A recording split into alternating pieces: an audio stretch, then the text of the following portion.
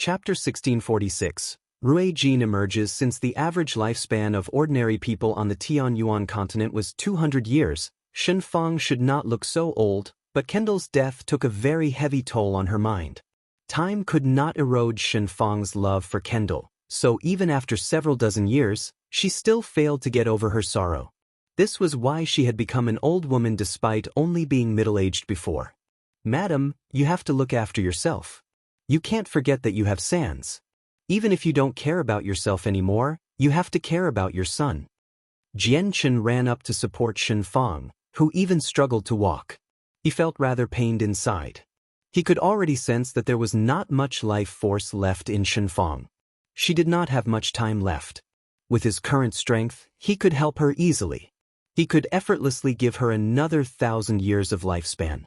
However, she had already died inside, so if he gave her more life force selfishly, it would not help her. Instead, it would be a painful torture. That was exactly why Jianchen did not take the action he wished to take. He did not wish for Shen Fang to leave, but he did not wish for her to live in pain either. "Thank you, young master. You've done plenty for my family already. It's San's father's fortune to be able to meet you. Young master, there are a lot of people here, so let's go up and talk," smiled Shen Fang. She spoke rather weakly, seemingly running out of vigor. Shen Fang disappeared from the first floor under Jian Chen's support, leaving all the diners stunned. Disbelief flooded their faces. "Oh my God, just who is the owner of the inn? Sovereign Jian Chen is actually supporting her personally." A while later, an uproar erupted on the first floor. Everyone had become utterly shocked as if they had just seen the most unbelievable thing in the world. For hours later, Jian Chen left the inn. He felt rather depressed. He tried to persuade Shen Fang during their conversation. He hoped that she could get her to overcome her sorrow. Only like that could he assist her. Letting her live for several thousand more years would not pose a problem if she agreed. Unfortunately, Shen Fang never let go of Kendall and refused Jian Chen's assistance. In her words, Kendall was very lonely in heaven. He needed someone to accompany him, and she would be that person. Shen Fang's words left Jian Chen helpless. It was still useless even when he mentioned Sans. At this moment, Jian Chen's eyes narrowed. Suddenly, he raised his head towards the distant sky and shot off as a streak of violet light. He vanished into the horizon in a split second, having reached unbelievable speeds. The space near the mountain range located in the depths of Dragon Island suddenly started to distort. A huge golden gate rapidly formed in the distortions of space. There was an independent miniature world within the gate. Huge gravestones filled the entire world, and transparent dragon souls drifted around. They would roar from time to time, and their roars echoed across the entire island.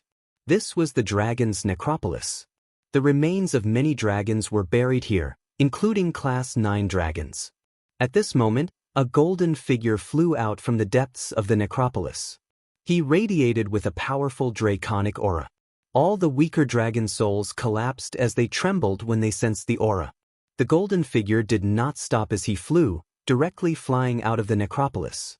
The space gate to the necropolis slowly closed after he exited, and Dragon Island recovered its previous peace. The golden figure slowly dispersed his presence, and the golden light around him gradually vanished as well, revealing a handsome, middle-aged man in golden dragon robes. "We've finally emerged. It has been several decades. I wonder how Jian Chen is right now." Suddenly, a female's voice rang out. A beauty who seemed to be in her 20s walked out from behind the middle-aged man. She wore fire-red feathers. A black-robed old man emerged after the woman. The three of them stood together, and every single one of them radiated with powerful presences. The middle-aged man was the strongest among them, having already reached the 9th heavenly layer of Saint Emperor. The woman was just slightly weaker, having reached the 8th heavenly layer of Saint Emperor. The old man was the weakest among the three of them, but he was also a Saint Emperor, except he was only at the 6th heavenly layer. The three of them were Rui Jin, Hong Lian, and He Yu. They had remained in secluded cultivation on Dragon Island for many years. Suddenly, there was a flash of violet light. Before they could even react, The streak of violet light had landed before them with unbelievable speed, and a young man was revealed. Rui Jin, Hong Lian, and He Yu narrowed their eyes, and they became shocked. The three of them had already become Saint Emperors, and one of them was even at the 9th heavenly layer, only an inch away from the origin realm. However, they had still failed to react before the streak of light, which completely astounded them. But in the next moment, they became even more shocked when they saw the figure that emerged from the violet light. Disbelief was plastered across their faces. Jianchen! The three of them cried out. When they connected him with the streak of violet light earlier, they could no longer remain composed. They had never thought that Jianchen's strength would actually progress at such a terrifying rate after several decades of not seeing him. The streak of violet light was so fast that it had completely exceeded the Saint Emperor of the Peng clan, the person who was once known to be the fastest in the world. Jianchen obviously became overjoyed when he saw his three old acquaintances. He immediately clasped his hands and said, "Congratulations on emerging, seniors. Jianchen, you sure have come quickly. Alright, what level of cultivation have you reached now?" "I can't tell at all. I can't even sense your presence." Hong Lian stared at Jianchen in surprise. "I can't tell your strength or sense any of your presence either. I wouldn't even know that you were standing before me if I closed my eyes. There are only two possibilities for that. First, you used a secret technique to hide yourself. The other possibility is that you've already surpassed the three of us in strength," Rui Jin said as he stared at Jianchen. Shock gradually appeared on his face because he had already determined that the latter was extremely likely. Only that could explain why Jianchen could move so quickly that they could not even react. "We're all Saint Emperors, so if it's the second scenario, wouldn't that mean that you've already reached the origin realm, Jianchen?" "That's impossible. It has only been a few short decades," He Yu said in shock. Chapter 1647. Prior to the negotiations, 1. Jianchen, have you really surpassed Saint Emperor and reached the origin realm in the past few decades? Rui Jin asked in shock. He stared at Jianchen closely, waiting for his answer. Hong Lian and He Yu were fixated on Jianchen as well. This question also weighed on their minds. They had no idea just how the outside world had changed during the decades they spent in secluded cultivation. According to their understanding, there were less than a handful of origin realm experts even with the four races combined. If Jianchen was one of them now, it would just be too shocking.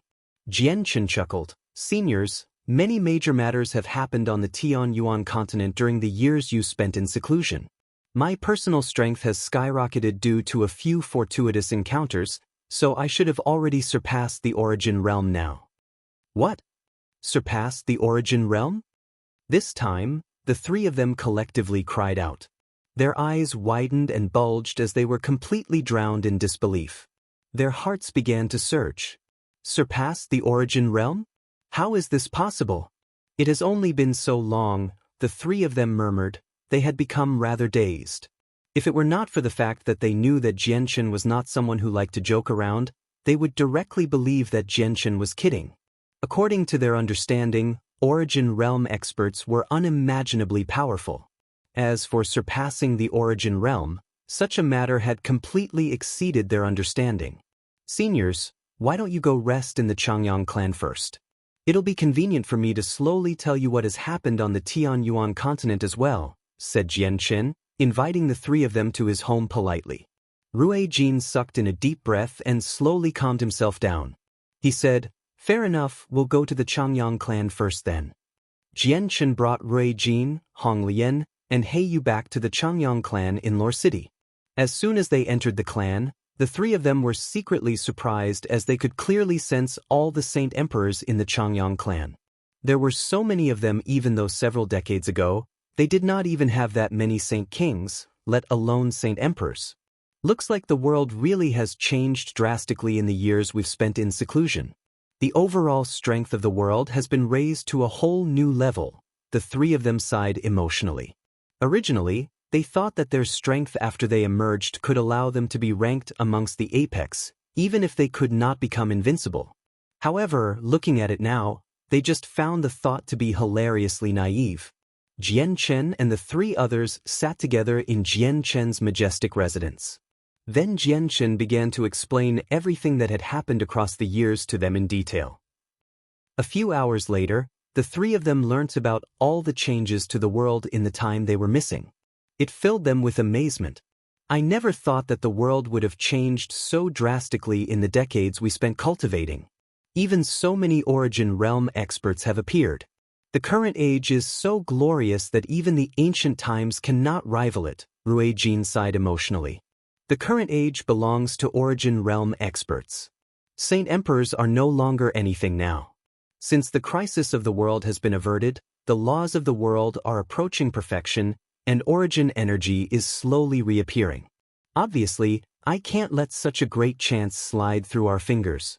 As a result, I plan on continuing my cultivation and reach the Origin Realm as soon as possible, Hong Lian said sternly. With our current strength, we can no longer provide Jian Chen with any assistance. I want to keep cultivating as well and break through to the Origin Realm as soon as possible, Rui Jin also said. Hey, you glanced past the two of them and chuckled. Looks like the two of you have been quite motivated. You want to go back into seclusion right after emerging. Oh well, since you plan on cultivating some more, I'll go with you as well. Otherwise, our difference in strength will only become greater and greater. Under Jian Chen's arrangements, the three of them remained at the Changyang clan to cultivate. Origin Realm experts had made a few arrangements in Changyang clan long ago. The energy of the world was extremely abundant there, more than a dozen times more abundant than the Protector clans, which earned it the name of the greatest cultivation location in the world. Some Origin energy had even gathered there, so the effects of cultivating there were far greater than remaining in the necropolis. After all, the necropolis did not have any Origin energy. The three of them entered secluded cultivation and Jian Chen left the Changyang clan as well. As his two wives, Huang Wan and Yu Yu, were still in secluded cultivation, he had not seen the two of them when he returned this time. Jian Chen visited Flame City afterwards. The Flame Mercenaries had already developed to a point where it had several million internal members and several tens of million external members.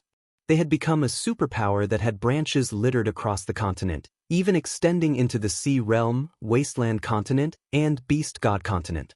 As the four races became united and abandoned their old territorial mindset, the Flame Mercenaries were no longer composed of just humans.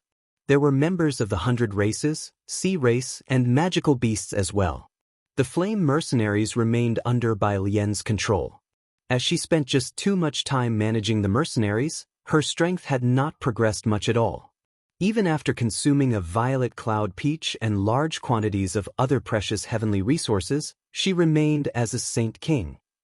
Meanwhile, Dugufeng, Xiao Tianyu, Wang Yifeng, Yun Zhen, Senior, and so on had all reached Saint Emperor. Dugufeng and Xiao Tianyu improved at particularly astonishing rates with their impressive talents, having reached the 4th and 5th heavenly layers after consuming heavenly resources. Apart from that, Jetta Tai, who had originally joined him under his threats, had reached the 9th heavenly layer of Saint King as well. In all those years, he spent all his time in Flame City apart from returning to his clan from time to time. His mindset slowly changed as well as Jian Chen's strength gradually increased. He had been forced to follow Jian Chen originally, so he still felt rather reluctant before. However, not only did he treat himself as a part of the Flame Mercenaries now, he even took pride in it. Jian Chen's great-grandfather Bai Hai also remained in Flame City during all these years. He had basically become Bai Lian's supervisor for cultivation. All the members of the upper echelon would always see Bai Hai urge Bai Lian to cultivate more patiently. 3 days later, Jian Chen left Flame City. When he reappeared, he was already standing on 3 Saint Island. As soon as he set foot on 3 Saint Island, Shangguan Mu'er appeared before him silently. She stared at him for a while and said, Jian Chen, I know that something has gone wrong during your secluded cultivation before. Tell me. I want to see if I can help. Jian Chen was stunned before smiling bitterly. Looks like I really can't hide it from you. However, this problem is rather difficult to deal with. Jian Chen told her about the hidden problem that had appeared when he broke through to the 9th layer of the chaotic body. Chapter 1648. Prior to the negotiations, too, Shangguan Mu'er frowned after learning about Jian Chen's latent problem. She became worried. This is very severe. We have to deal with it as soon as possible. If you suddenly lose control in this world, it'll be just like facing the crisis of the world again. If we can't stop it, the entire world will face destruction. Jian Chen also became rather stern. He had already thought of the consequences, but he could do nothing about it. I plan on settling the matters in this world as soon as possible before moving on to the Saints' world. If I remain here with my current strength, I won't progress at all. Only the Saints' world can provide me with what I need for my chaotic body to grow. I believe that I'll be able to eliminate the problem with my soul once I grow stronger, Jian Chen said with a heavy heart. He was actually thinking of something else as well, which was going to the Immortals' world. This was because the twin swords originated from the Immortals' world. They were the sect treasures of the Sword Sect of Violet Heavens, the chief sect of the 9 great sects of the Immortals' world. During the intense battle in the past, the Immortals' world had suffered heavy casualties. Their so-called greatest expert, the Nirvanic Immortal Exalt, had died, while the old master of the twin swords passed away after suffering the intense backlash caused by the fusion of the 2 swords. At the same time, the twin swords that were known to be one of the 10 great god artifacts in the Immortals' world shattered, leading to their sword spirits to fall to a lower world and them accepting him as their master. Jian Chen knew extremely well that the help he had received from the twin swords was the reason for his current achievements. Although the sword spirits rarely brought up the matters of the past during the days Jian Chen spent with them, he knew extremely well that the sword spirits wanted to return to the Immortals' world very much. At the same time, they still had attachments to their old master because it was he who had forged them. He was like their father. Aside from that, both the Azulite Sword's law Jian Chen had cultivated in the past and his current chaotic body originated from the Sword Sect of Violet Heavens. From a certain aspect, he had become a disciple of the sect, so it was extremely important for him to go to the Immortals' world. The Saints' world was the path to the Immortals' world. If he wanted to go to the Immortals' world, he had to go through the Saints' world, as there was no direct path to the Immortals' world from the Tianyuan continent. The sword spirits had also become completely lost exactly because they had taken his soul to the Tianyuan continent in the past. Shangguan Mu'er fell silent when she heard Jian Chen's words. She only responded after quite a while, "Your problem lies in the soul. Why don't you let me try and see if my music can help you?" After a moment of deliberation, Jian Chen agreed. Afterwards, Shangguan Mu'er attempted to influence Jian Chen's soul with her music, but there were no effects at all even after many attempts. Her music had basically become useless before Jian Chen, unable to influence his soul at all. The only thing she could manage to do was to calm him down through music. As she played, Jian Chen watched Shangguan Mu'er on with quite some interest. When she stopped, he asked, "Mu'er, your zither has a total of 36 strings, but why do I only ever see you use the first half? You never touch the latter half." Shangguan Mu'er looked at her zither and said, "The zither of the demonic cry has 36 strings, and there's a requirement for corresponding strength to play each one. My current strength is nowhere near enough to play all of its strings." A sliver of surprise appeared in Jian Chen's eyes. He could not help but examine the zither carefully. This zither is actually so profound, where you even need the corresponding strength to play each string. You're at mid-reciprocity, yet you can only play a portion of the strings. Looks like this zither has quite an extraordinary origin. The zither of the demonic cry really does have quite an extraordinary origin. Many people on the Tianyuan continent believe that I condensed this zither from Saint Force, but that's not the case because I found it outside when I was young, the heavenly enchantress said calmly. "You found it?" Jian Chen became stunned as his expression turned strange. "That's right, I found the zither of the demonic cry. I just never told anyone about this. You're the first." Shangguan Mu'er stared deeply at Jian Chen and continued, "When I found this zither, it was buried in soil. I had only discovered it because a tiny corner of it was revealed. I had uncovered it with tremendous effort, and it was so heavy that I could not even budge it with my power from before. Then I accidentally cut my hand on the strings.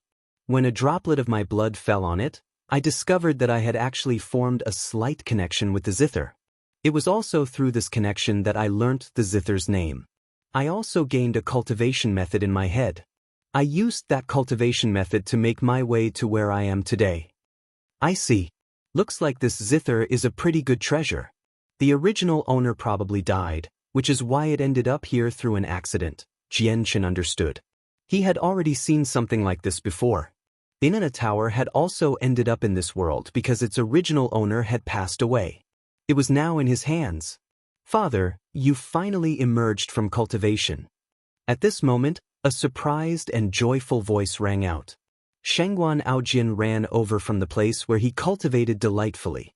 Jianchen stood up and leapt off the rock gently. He smiled at Shangguan Aojian. He was extremely satisfied with this son of his because he could not see any arrogance on his son at all. Both his personality and morals satisfied Jianchen. Afterwards, the two of them began to talk about everything. Jianchen told Shangguan Aojian about matters regarding cultivation, while Shangguan Aojian told him about a few interesting things he had experienced throughout the years. Father, you have no idea. My younger brother Changyang Su has challenged me constantly in the past years, but I've reduced him to a horrible condition every time. He runs away every time. Shangguan Aojian could not help but laugh aloud when he mentioned Changyang Su. Jianchen also broke into laughter when he heard that. He said, Changyang Su's not even a saint king right now, yet you're no weaker than a saint emperor. There are even many saint emperors who aren't your opponent. Aren't you just bullying your younger brother? Though, Xiao Bao, I still haven't taken you to see your grandfather and grandmother yet. It's time for them to know your other identity. Shangguan Aojian could not help but become slightly eager when he heard his father's words. He had seen his grandfather and grandmother before, but they had never learned that he was actually Jianchen's son, and they always treated him as the young island master of Three Saint Island. Internally, he desired their recognition as their grandson. Chapter 1649. Prior to the negotiations. 3. Father, when are you going to take me to see grandfather and grandmother? Shangguan Aojian asked. Then he seemed to think of something and smiled. Before, when I wanted Changyang Su to call me elder brother, he was completely unwilling. Once I see grandfather and grandmother, he'll have to call me elder brother. I really do look forward to how his face will be like at that time. Jianchen could not help but smile after hearing that. He looked at Shangguan Aojian gently and said, Once we leave Three Saint Island, I'll take you to the Changyang clan. Then Jianchen turned towards Shangguan Mu'er and said, Mu'er, you should come along as well to see my parents. A sliver of eagerness appeared in Jianchen's gaze. Shangguan Mu'er remained silent. There was conflict in her eyes, but she still ended up gently nodding after quite some consideration. Jianchen was immediately delighted when he saw Shangguan Mu'er agree. According to his understanding of Shangguan Mu'er, she would have declined without any hesitation if he brought it up in the past. Now that she agreed, it meant that she really had changed quite a lot across the years. There are just 2 years before the day you decided on with the Spirit King will arrive. Have you made up your mind about the matter of territory? How much land do you plan on giving to the world of Forsaken Saints? The topic of the conversation changed, and Shangguan Mu'er mentioned the matter of land to Jianchen. Jianchen shook his head gently. Even until now, he still had not made up his mind about just how much land to give to the other world. This matter would affect the sea race, 100 races, and magical beasts as well, so he needed to discuss it with the respective leaders. Father, I wandered the Tianyuan continent often in the past few years. Because the Tianyuan continent was going to give up some land to the foreign world, I specially went to the places that were about to be handed over. I found that more or less half the people who lived there were against the matter. There were even some people who had become determined to protect their homelands, contacting other clans and sects who shared the same mentality to form a group. These people planned to stop the arrival of the foreign world. They would rather die in battle than give up their territory. After all, these sects and clans have remained in the same place for many years already. Some of their ancestral homes are there as well, so getting them to leave will be very difficult or even impossible. They won't waver even in the face of wealth enough to sway countries, said Shangguan Aojian. Jianchen frowned when he heard that. He immediately expanded his soul and enveloped the entire Tianyuan continent in a single moment. At that moment, the countless people who lived there were all under his observation. As expected, he saw countless humans who were about to face relocation on the lands that the world of Forsaken Saints had demanded. There were sects, clans, and even a few rather powerful countries. They had clearly already formed an alliance, all flying flags of the alliance. They were all ready to die for their cause. Among the countless people conversing, Jianchen learned from a few people that most of them had no ill will towards the sovereigns making the decision. They were just extremely reluctant because they had been born and grew up on their land. The land was also property and heritage that had been passed down across countless years for them. If they had to relocate just like that, it would basically mean that everything they had built up across the generations would be lost. Even though the sovereigns had promised to make it up to them, even though they knew the great sacrifices the other world had made against the crisis of the world, it was not enough to waver their determination of remaining on their territory because it was their home. At the same time, Jianchen heard some satisfaction from a few people towards the decisions of the sovereigns. There was even resentment, but not a lot of people were like that. Jianchen also saw a few generals speak emotionally to their armies in a few kingdoms. Without any exception, what they spoke about was protecting their homeland. They were determined to fight the cultivators from the world of Forsaken Saints to death. Jianchen sighed when he observed this.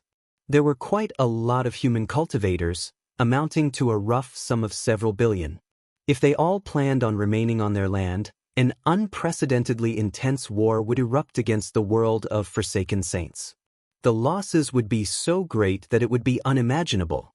After all, the Origin Realm experts on the Tianyuan continent did not possess absolute control over the countless people on the Tianyuan continent.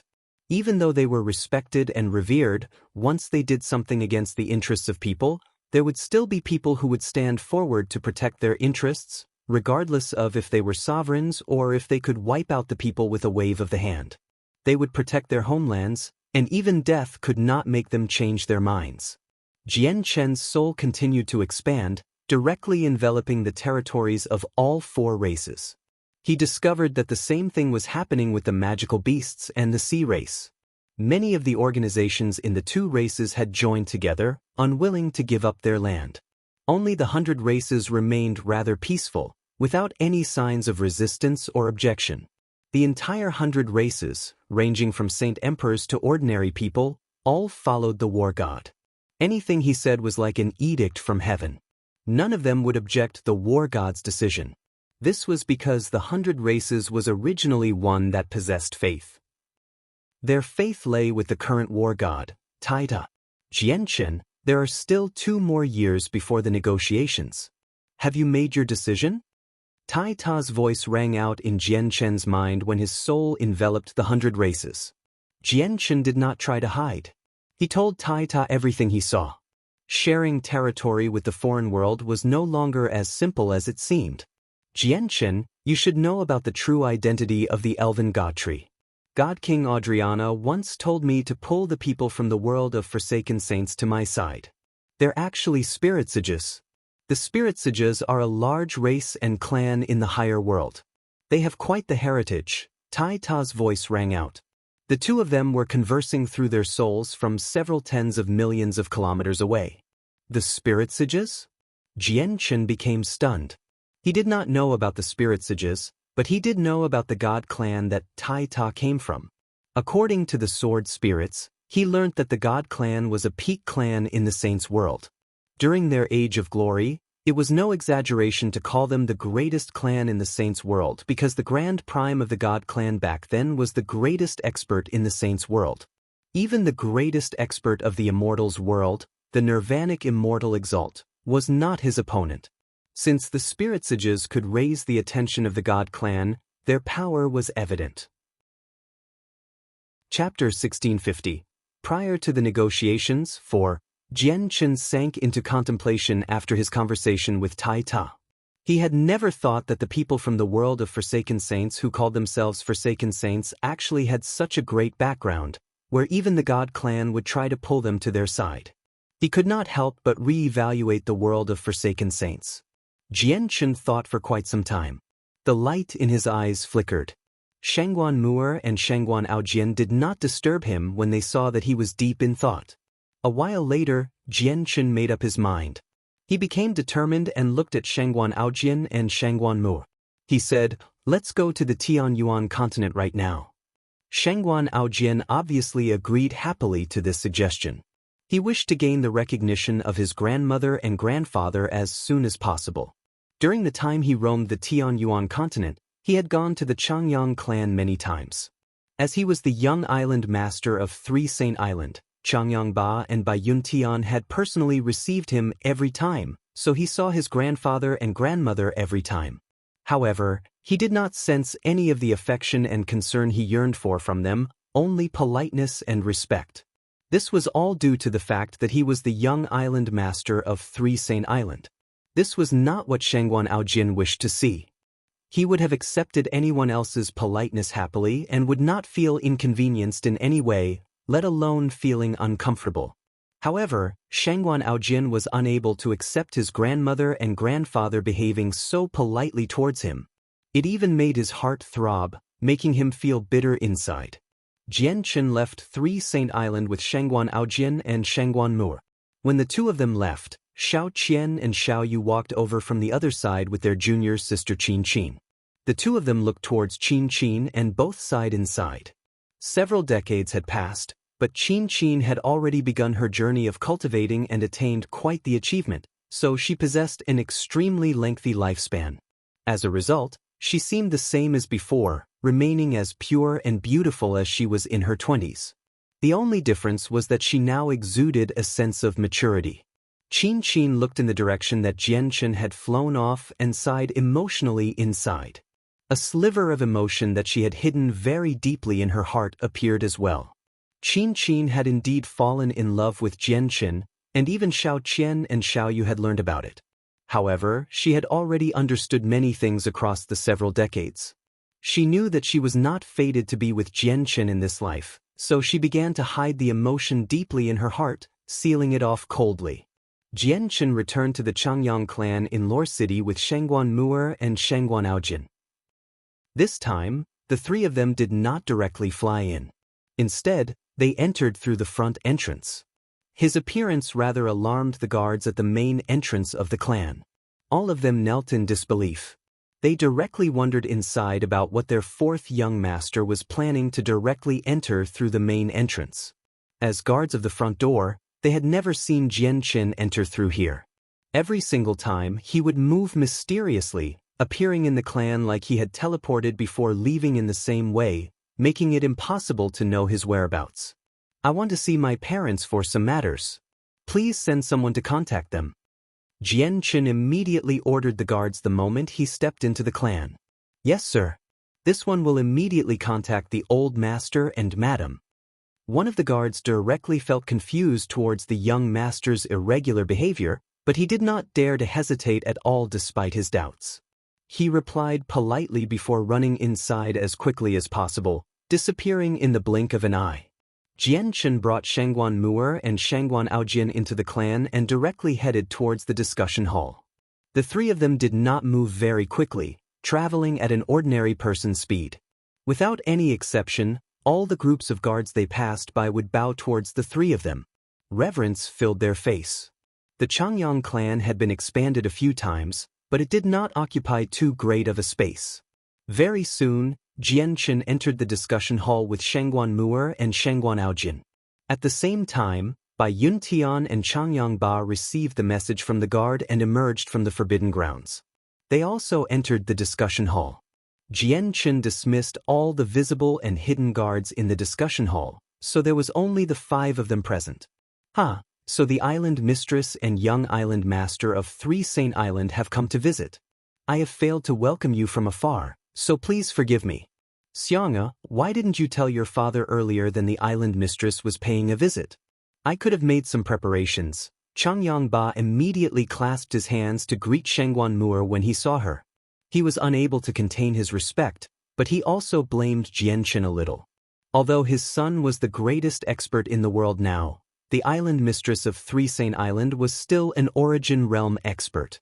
She was so powerful that she was the second greatest in both name and reality. In fact, her deterrence during the negotiations of the two worlds while Jian Chen was in seclusion had stopped the Origin Realm experts from the world of Forsaken Saints from acting brazenly.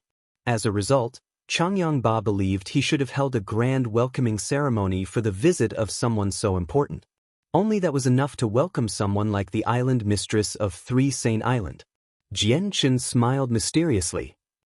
He did not answer the question. Instead, he turned toward Shangguan Aojin and said, "Xiao Bao, why don't you greet your grandfather and grandmother?" Without any hesitation, Shangguan Aojin took a step forwards and directly dropped to his knees. He said, "Grandson greets grandmother and grandfather." This scene immediately stunned Changyang Ba and Bai Yuntian. The two of them stared at the kneeling young island master in disbelief. His words boomed through their heads like a bolt from the blue, shocking them to the point where they had become dazed. They struggled to return to their senses. "Xiang'e, what is going on?" The young island master is? Bai Yuntian felt like her mind had become a complete mess, preventing her from thinking clearly. Jian Chen chuckled. "Mother, why do you still call him the young island master? The young island master of Three Saint Island is actually my son as well as your grandson. I just kept this a secret the whole time, which was why no one on the Tianyuan continent knew his identity." "What? The young island master is Xiang'er's son?" "Yes." Bai Yuntian's eyes widened and her heart churned. She had never thought that she actually had a grandson, and her grandson was already so old. Moreover, she had met him so many times already. Changyang Ba, who stood beside her, became utterly astounded as well. He stared at Shangguan Aojin, no longer able to maintain his composure. However, he soon thought of something and immediately asked, "This child's mother is?" Mu'er greets father and mother. Shangguan Mu'er bowed towards Changyang Ba and Bai Yuntian. Chapter 1651. Prior to the negotiations, 5, Changyang Ba and Bai Yuntian both became stunned. They stared at Shangguan Mu'er in a daze. At that moment, they found that their minds had stopped working. The island mistress of Three Saint Islands' name was thunderous to their ears. Back when Jian Chen was in seclusion, and the Origin Realm experts of the two worlds were negotiating, the Origin Realm experts that belonged to the Tianyuan continent's side were absolutely filled with fear. In order to avoid any conflict with the foreign Origin Realm experts, they had set the location of negotiations to the City Lord's estate in Flame City. This was an indication to just how pressured the Origin Realm experts of this world felt when the Origin Realm experts of the other world remained here. During the negotiations, the Origin Realm experts on the Tianyuan continent's side could see the fear for the island mistress of Three Saint Island from the foreign Origin Realm experts, which allowed them to understand that the foreigners would not speak brazenly or try to intimidate them during the negotiations. This was not because of Flame City but because of the island mistress of Three Saint Island. After all, Flame City would only stop Xiongzhong's group from fighting and destroying the place. If the outcome displeased them, they could have used threats or even just intimidate the representatives of this world. There was no need for them to act so politely and fearful.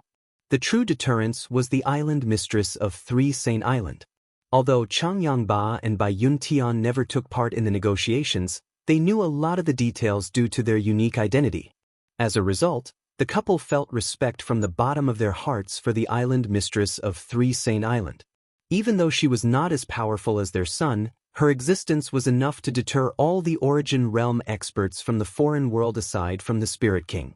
Yet in that moment, the island mistress who they respected so much was actually calling them mother and father. It was just too shocking, shaking the depths of their old souls. Why? Why, you're actually the child's mother? Changyang Ba only recovered after quite a long while. He immediately stared at Shangguan Mu'er with shock and disbelief plastered across his face. He would have never even dreamt of something like this. The female sovereign who he respected so much was actually his daughter-in-law. Shangguan Mu'er glanced at Shangguan Aojin and nodded gently as she saw how shocked the old couple had become. Changyang Ba immediately gasped after receiving her confirmation.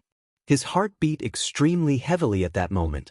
As a matter of fact, his heart had never beaten so quickly. They felt even more shocked now than they felt when they learned that their son was no weaker than the Spirit King. So you're actually my grandson. Tears pooled in by Yuntian's eyes emotionally as she looked at Shangguan Aojian benevolently. She could not help but clench the pouch of fragrance that Shangguan Aojian had initially gifted to her tightly. Shangguan Aojian had personally made this pouch of fragrance. He had used large quantities of precious heavenly resources. The value of the heavenly resources was enough to shock countless people.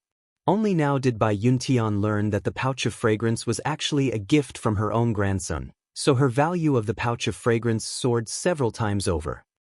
There was obviously no longer a need to keep Shangguan Mu'er and Shangguan Aojian's other identity a secret. Very soon, this stunning piece of news spread across the entire Changyang clan, shocking them all. The most shocked person was Changyang Ku. He could only sigh emotionally inside. Soon afterwards, the news spread across the entire Tianyuan continent like wildfire. It had even spread across the 3 other races, surprising everyone in the world. Countless people sighed in amazement.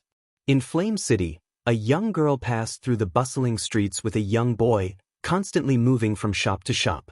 Whenever she saw something that caught her eye, she would buy it without any hesitation no matter the price. She was so extravagant that the descendants of many large and luxurious clans could not help but sigh. The 2 people who seemed like siblings were 2 of the 3 Origin Realm experts who guarded Flame City, Xiao Jin and Xiao Ling. However, they had currently changed their appearances, so only those who knew their behavior and habits very well could recognize them. Conversations about Shangguan Aojian and Shangguan Mu'er's other identity were littered across the city. Obviously, the 2 of them had heard about it as well.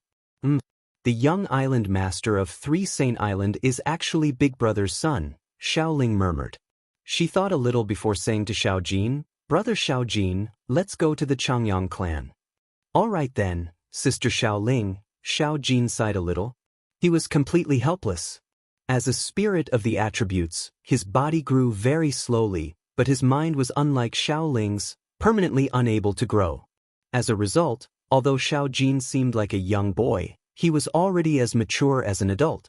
However, no matter how mature he was, Xiao Ling always treated him as her young brother, pulling him everywhere.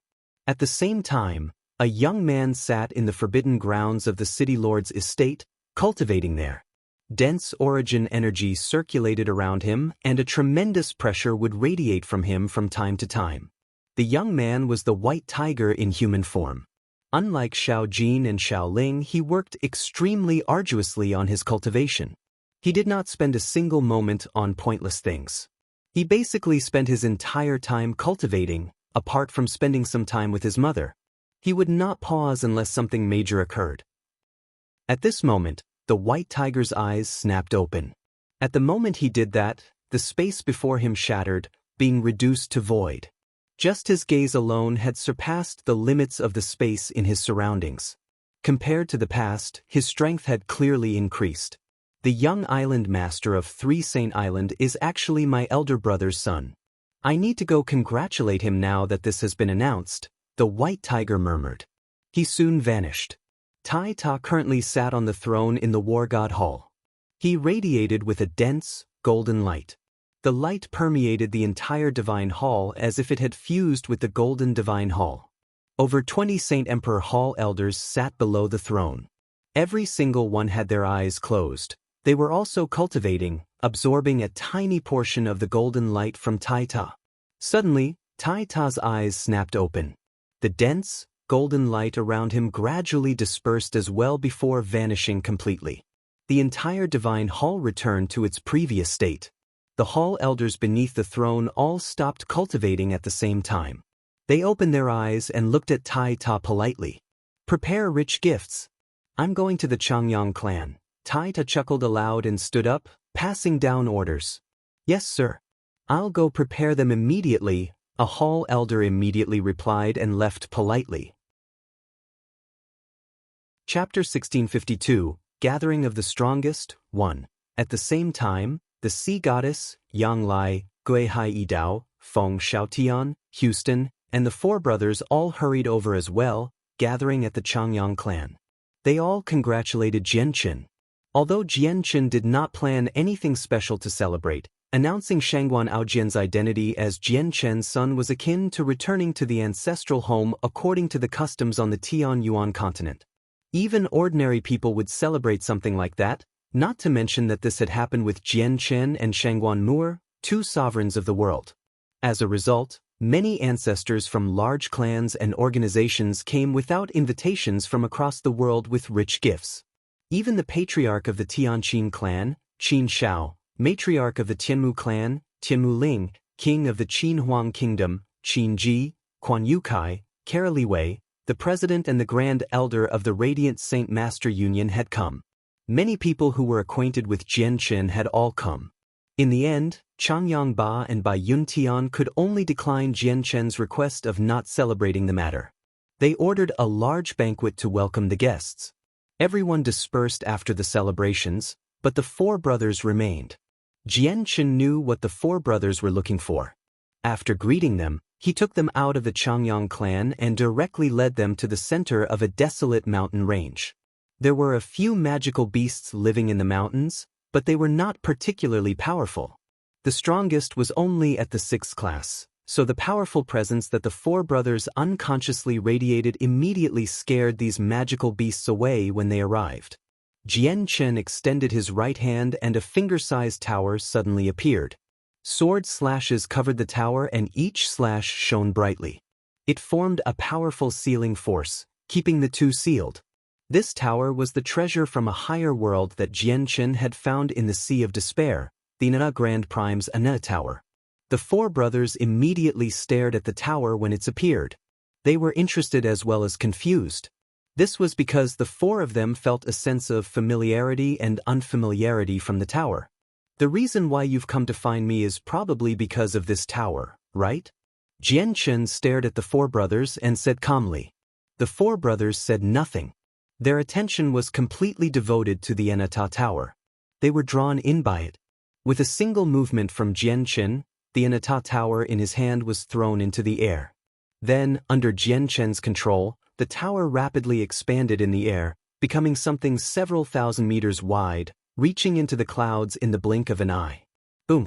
The Anata Tower struck the ground heavily after expanding. With a heavy rumble, the entire ground shook. The tower's weight immediately took over after leaving Jian Chen's hand, and it rapidly sunk into the ground. Jian Chen shook his head rather helplessly as he watched the Anata Tower sink a few dozen meters into the ground. He had not fully refined the Anata Tower yet, so it was a problem every time he placed it down. The tower was as light as a feather in his hand, but all of its weight would come crashing down once it left his hand. As a result, he needed to expand the tower. The bigger it was, the better, as a greater surface area could support the tower's weight. Otherwise, the tower might end up falling to the core of the planet if it remained as the size of a finger. Come in with me. Jian Chen waved at the four brothers before flying through the damaged door of the tower. The four brothers glanced at the damaged tower that reached into the clouds in shock before flying in with Jian Chen. There were a total of 9 floors in the Anata Tower. Parts of all 9 floors had shattered, with huge strands of sword qi hovering at the edges of the 4 different directions, suppressing the floor. Jian Chen took the four brothers to the sword qi in the east of the first floor. He stared at the huge sword qi and said, "You should be drawn towards the Anata Tower. The reason all lies with these sword qi. The master of these sword qi is called the Nirvanic Immortal Exalt, a supreme expert who has reached the very apex of another world. I do not know where your cultivation method comes from, but it's definitely related to the Nirvanic Immortal Exalt. He might have even created it. However, the Nirvanic Immortal Exalt left behind all the sword qi inside and outside the Anata Tower, so they share the same origins as you. And maybe because of this, you are drawn towards here. The Nirvanic Immortal Exalt has a total of 4 divine swords, which are the Sword of Mortality, Sword of Reincarnation, Sword of Slaughter, and Sword of Severance. The 4 swords just happen to share some physical features of the swords in your hands. The reason why you could all break through to the origin realm during the battle should be connected to the sword qi the Nirvanic Immortal Exalt left behind. When I subdued this tower previously, 4 strands of sword qi assisted me. They were hidden in my hand, and during your battle against the crisis of the world, The four-sword chi flew out of my hand out of their own will. They fused with you, which is why the four of you could break through together at that time, Jianchen explained to the four brothers. Jianchen, is the Nirvanic Immortal Exalt a person of a higher world? Ada asked. Jianchen nodded. Yes, the Nirvanic Immortal Exalt is a person from a higher world, but he does not belong to the saints' world. Instead, he is from the immortals' world, a world which opposes the saints' world, as well as the greatest expert of the immortals' world. His strength is beyond our imagination.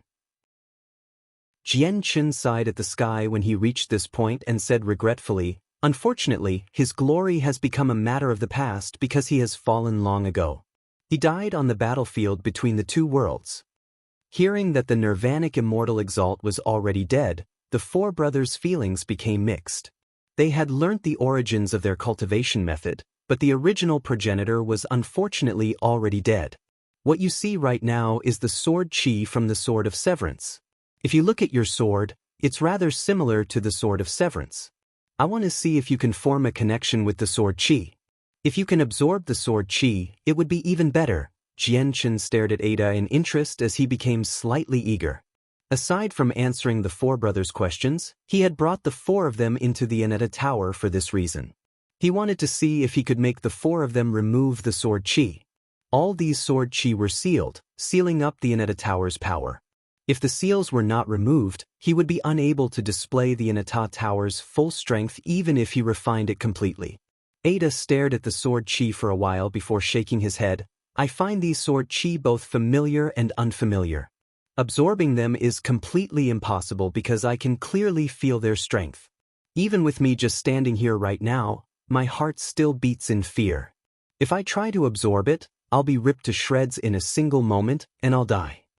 Jianchen became disappointed, but he did not become dejected. He brought the four of them to the second sword chi. The second sword chi was left behind by the Sword of Slaughter, corresponding to Air's sword. However, it was no different from Ada. Air also sensed some familiarity from the sword chi, but he was still unable to absorb the sword chi. Jianchen took the four brothers to all four corners of the first floor, but they found nothing in the end. He directly took them to the 9th floor and visited the four sword chi there as well before leaving in disappointment. They exited the Aneta Tower. Then what about the sword chi outside? Can you control it or absorb it? Jianchen stood outside and stared at the sword slashes on the tower. Even though he already knew the outcome, he still wanted to try it. The four brothers stared at the sword chi and closed their eyes very soon. Their presences changed abruptly at that moment as well. Jianchen's eyes suddenly narrowed.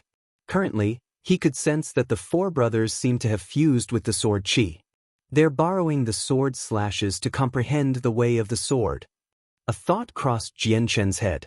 The same thing had happened with him when he first saw the sword slashes, but he had failed since his realm of comprehension was just too low.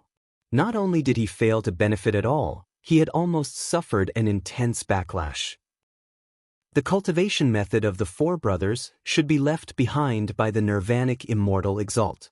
They share the same origins as the sword chi. I wonder if they can comprehend it successfully, Jianchen thought. However, just when he thought of something like that, the four brothers' presence immediately became a mess.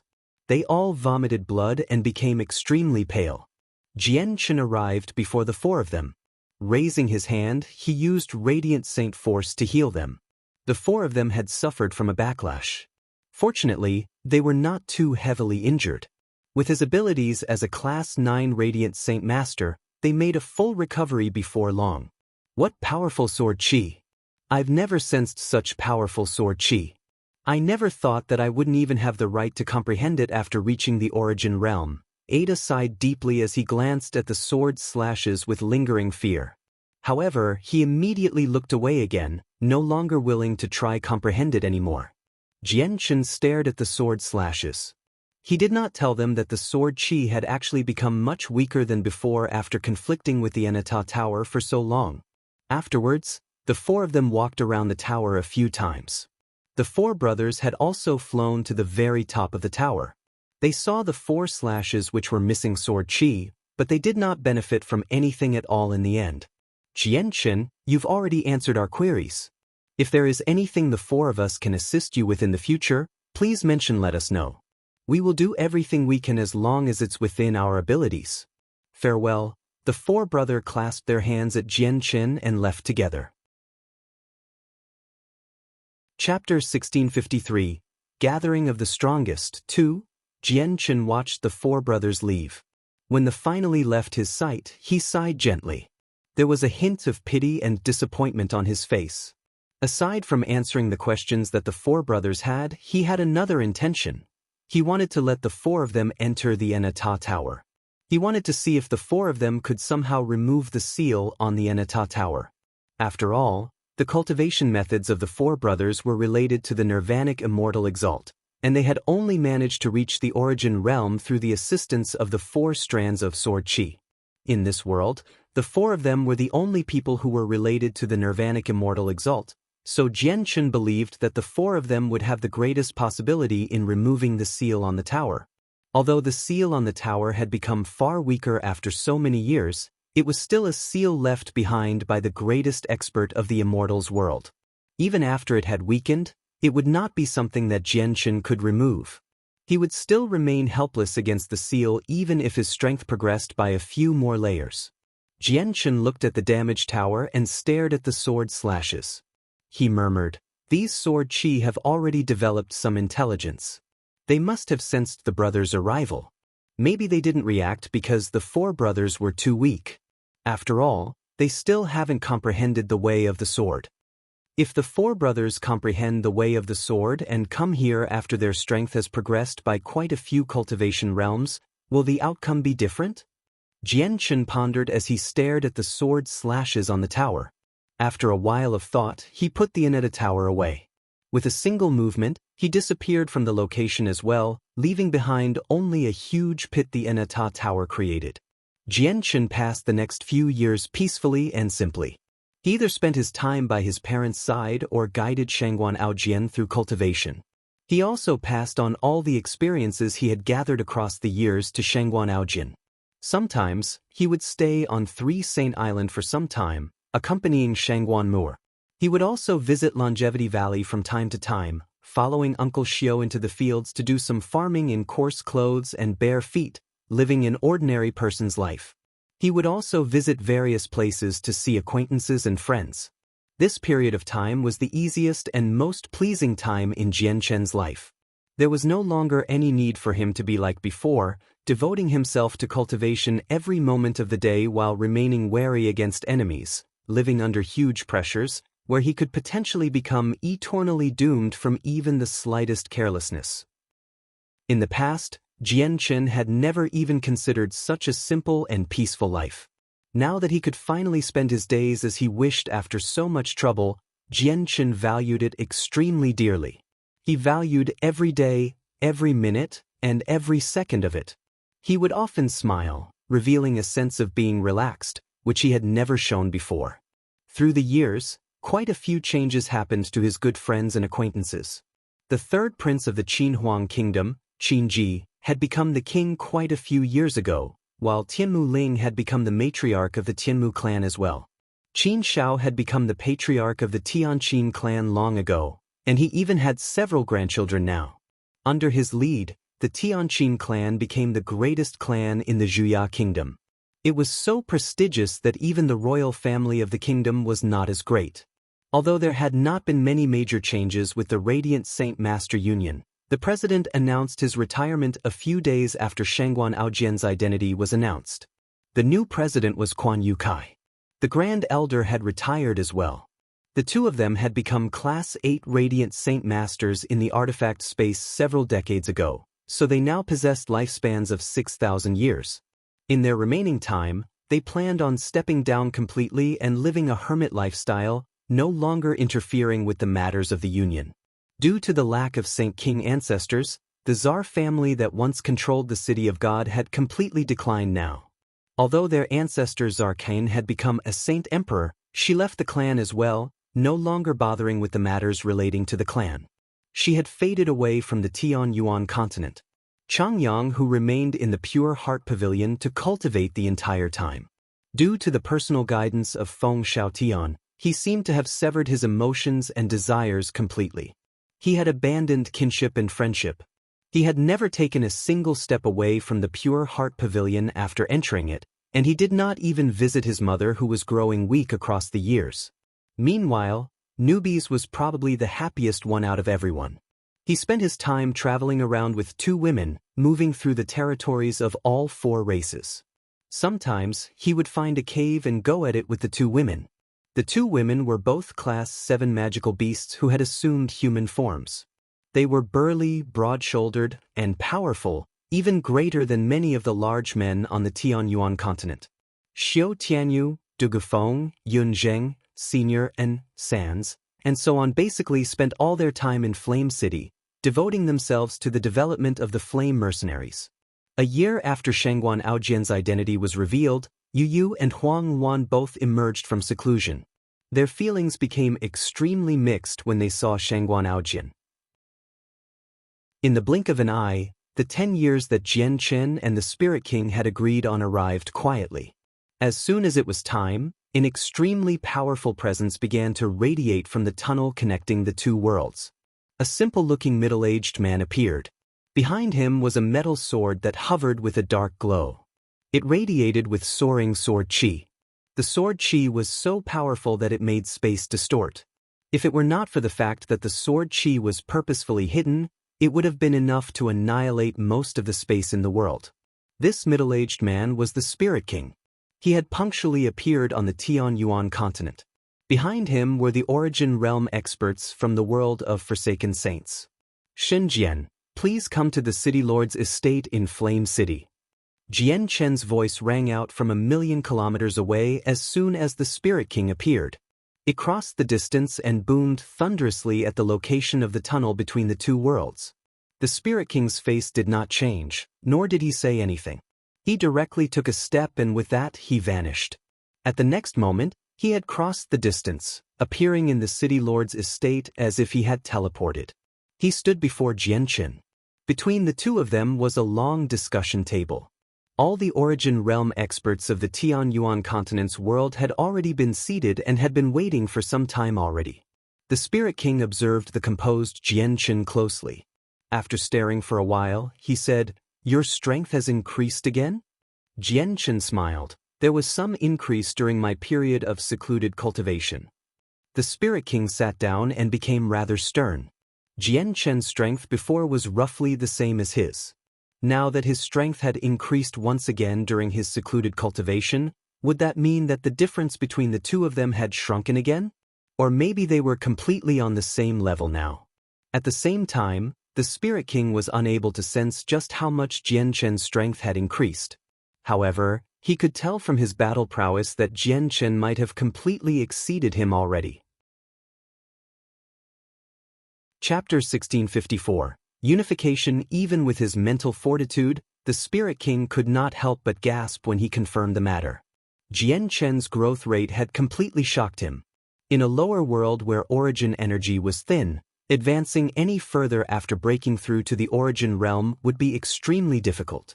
It would require several times more energy and time. In fact, the laws of the lower world even restrict people from reaching godhood. Due to Jianchen's cultivation method, the Spirit King was previously unable to tell his exact cultivation level, but he could roughly feel that even if he had not reached peak reciprocity, he was not far from it.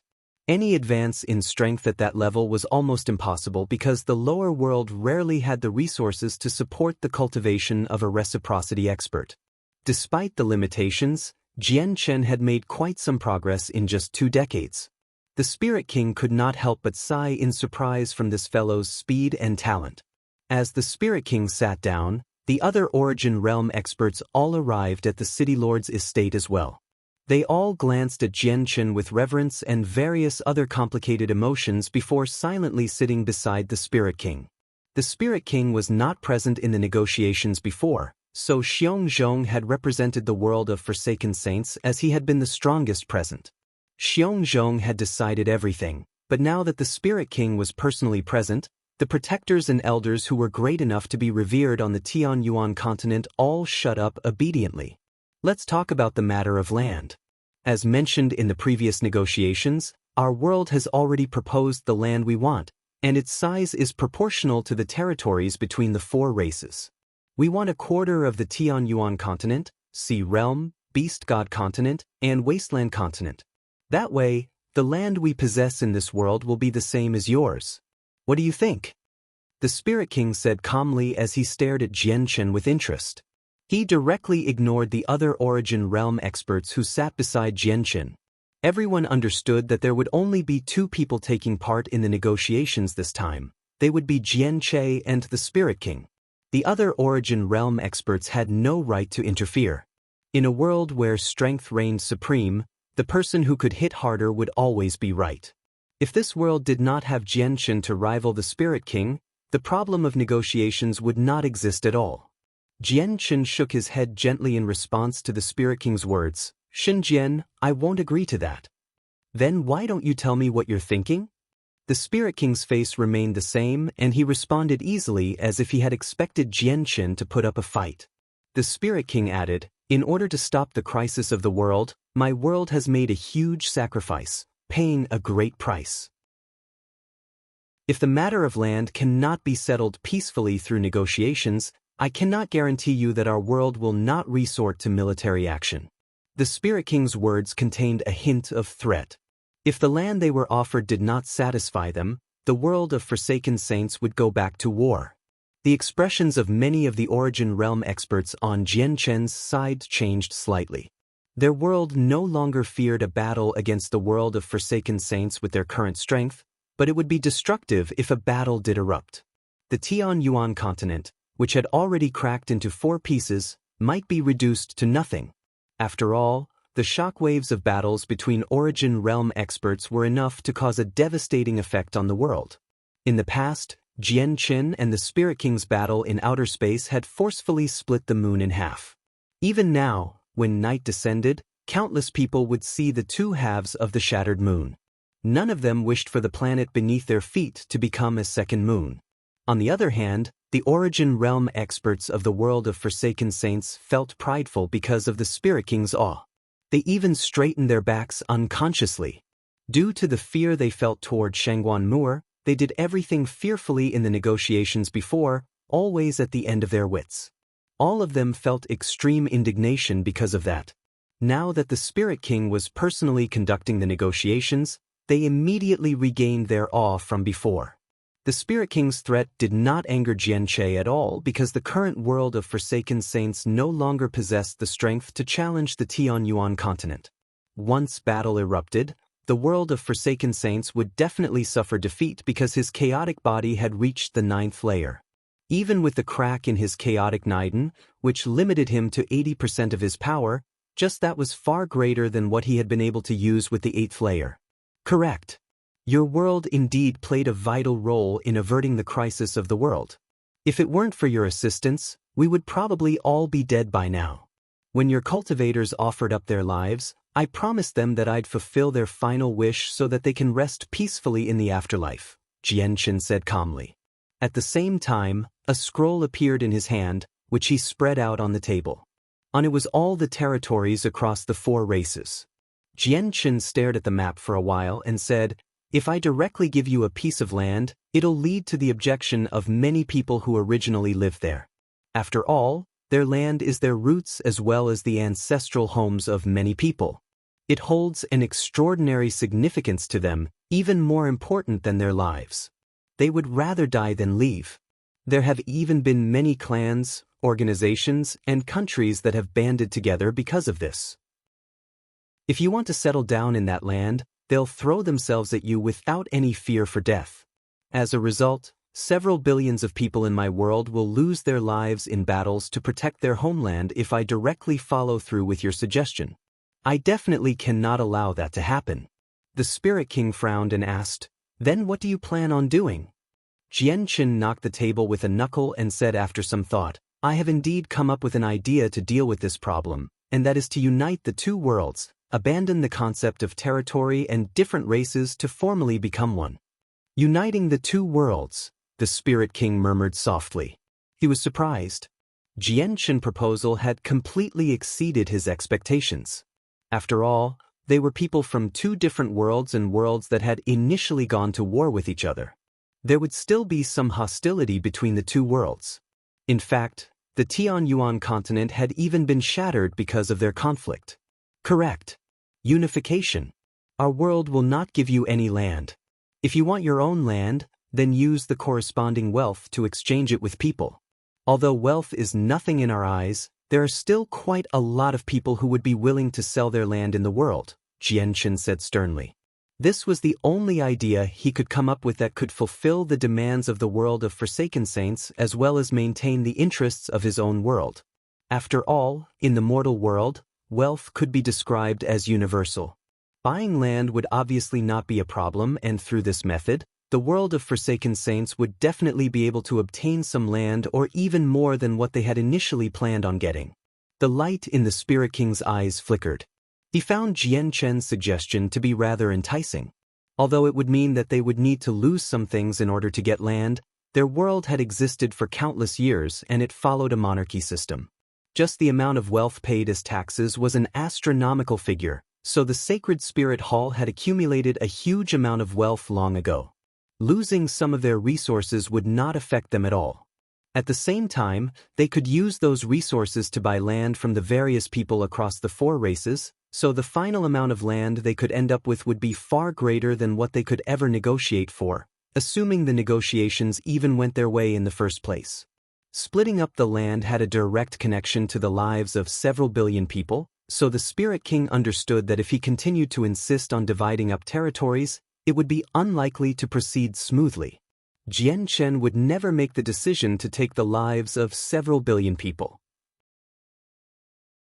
As a result, the unification of the two worlds, which would allow the world of Forsaken Saints to buy land, seemed to be the only valid method so far to both solve the problem of land and the lives of several billion people.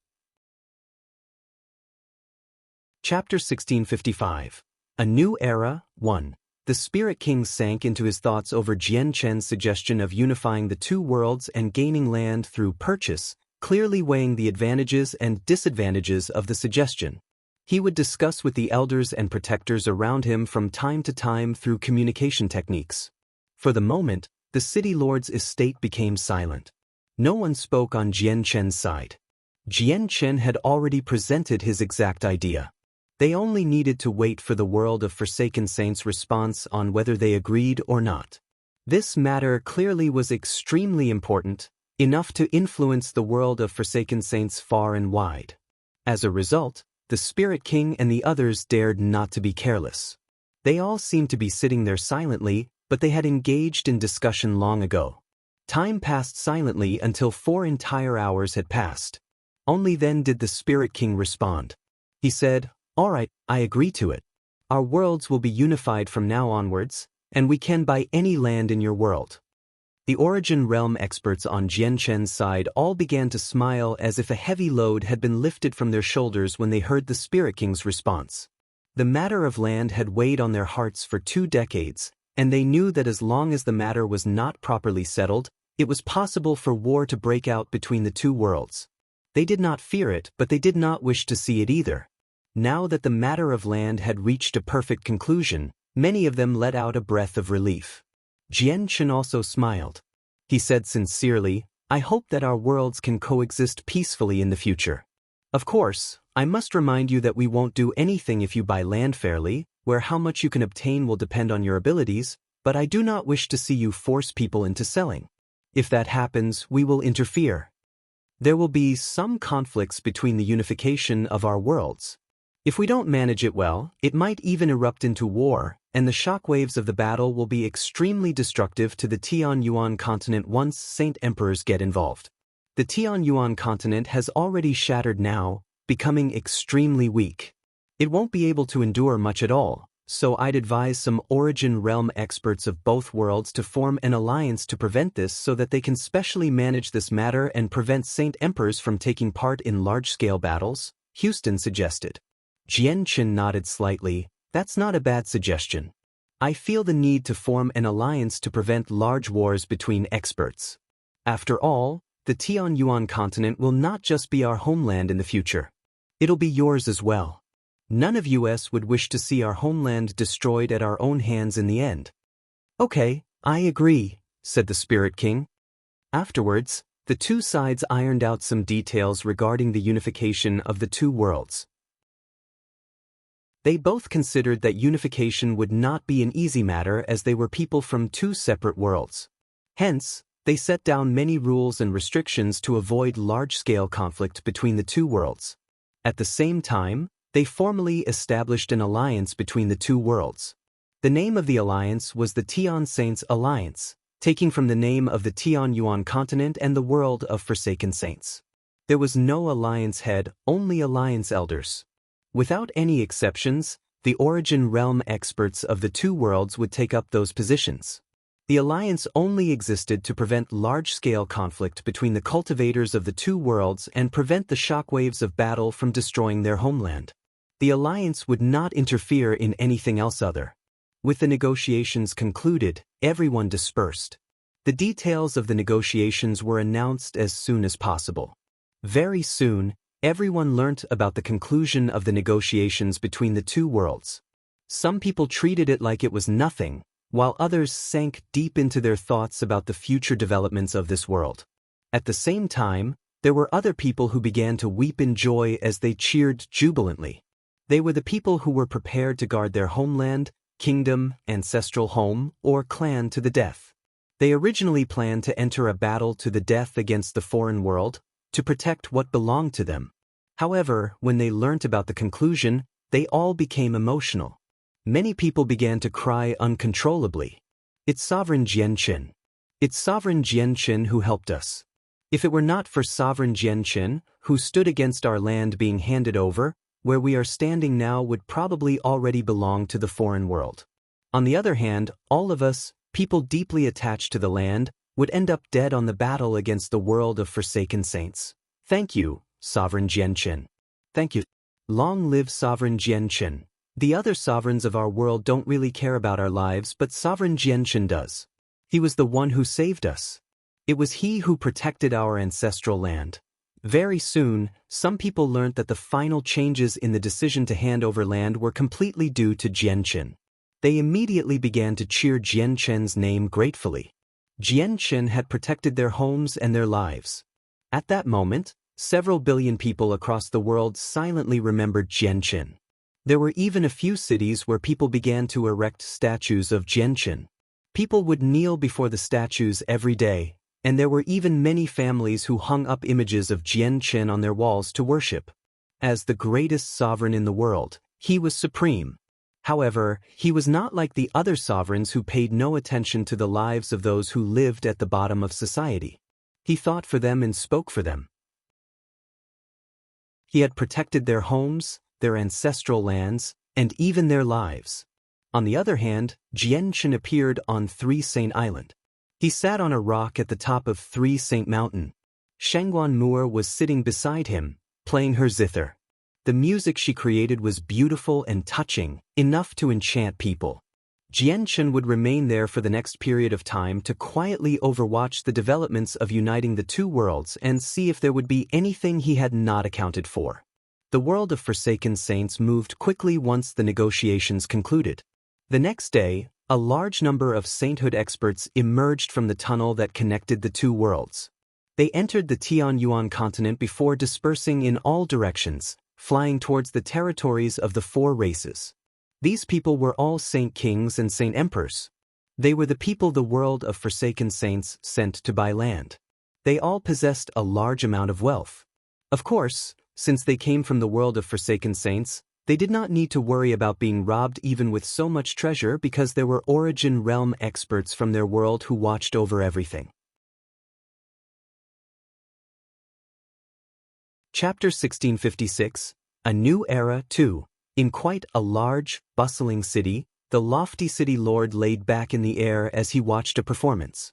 Suddenly, a middle-aged man with an ordinary appearance appeared before him and directly said, "I want to buy this city." The city lord leapt in fright with the sudden appearance of a person. He became stunned when he heard the person's words, and he only responded after quite a while with much uncertainty, "Are you from the world of Forsaken Saints?" The middle-aged man smiled and introduced himself. I am Stark. I come from the world of Forsaken Saints, and I am a 6th heavenly layer Saint King. What? Saint King? The city lord scrambled to his feet and became rather pale. He was only a heaven saint master right now, but he was also the strongest expert in the city. Saint Kings were insurmountable existences in his eyes. I want to buy this city. You can go sort it out with the people in the city. Whether it be money, battle skills, or cultivation methods, they're all things I can offer. I'll pay according to the territory size of each person. Of course, there'll be something in for it for you if you satisfy me as well, said Stark. But this city is the territory of the Luofei kingdom. How can I? The city lord said as he appeared to be troubled. He was rather reluctant to help the people from the foreign world. After all, he was a human, so how could he help a foreign race? However, the person standing before him was a Saint King, so even though he was reluctant, he was not bold enough to directly show it. The Luofei kingdom you speak of only has a single saint ruler. If you end up contributing enough, I can ask the higher-ups to let you into the sacred grounds of our world of Forsaken Saints to cultivate. You'll definitely be able to become a saint ruler within a decade, said Stark. What? I can become a saint ruler within 10 years? Is that true?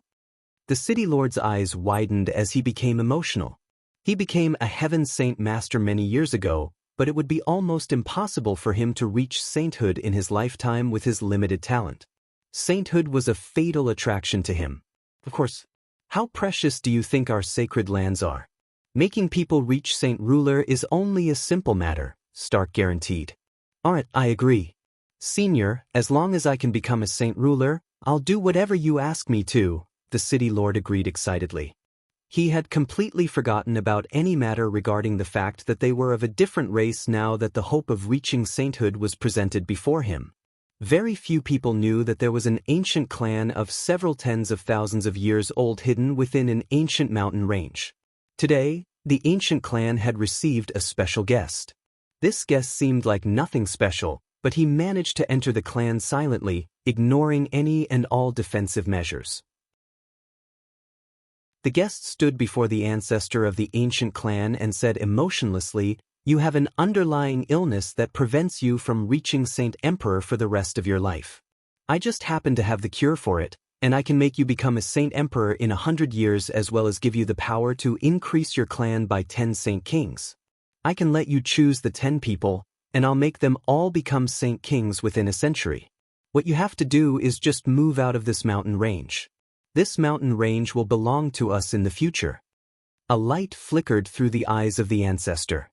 He said with a gruff voice, "You're able to infiltrate here silently, and I can't tell what your strength is. If I'm right, you should be a Saint Emperor from the world of Forsaken Saints. Your conditions are indeed enticing. I might have already agreed if you were a human, but it's a pity that you aren't. It's impossible for you to get us to move out of here. Don't you have enemies? I'll be honest, but we're looking for a lot of land, and there'll be a lot of people who will benefit from us. They'll either obtain the cultivation methods or battle skills they want or have their strength increased dramatically with our assistance. I can't guarantee whether your enemies will become even more powerful," the foreign Saint Emperor said calmly.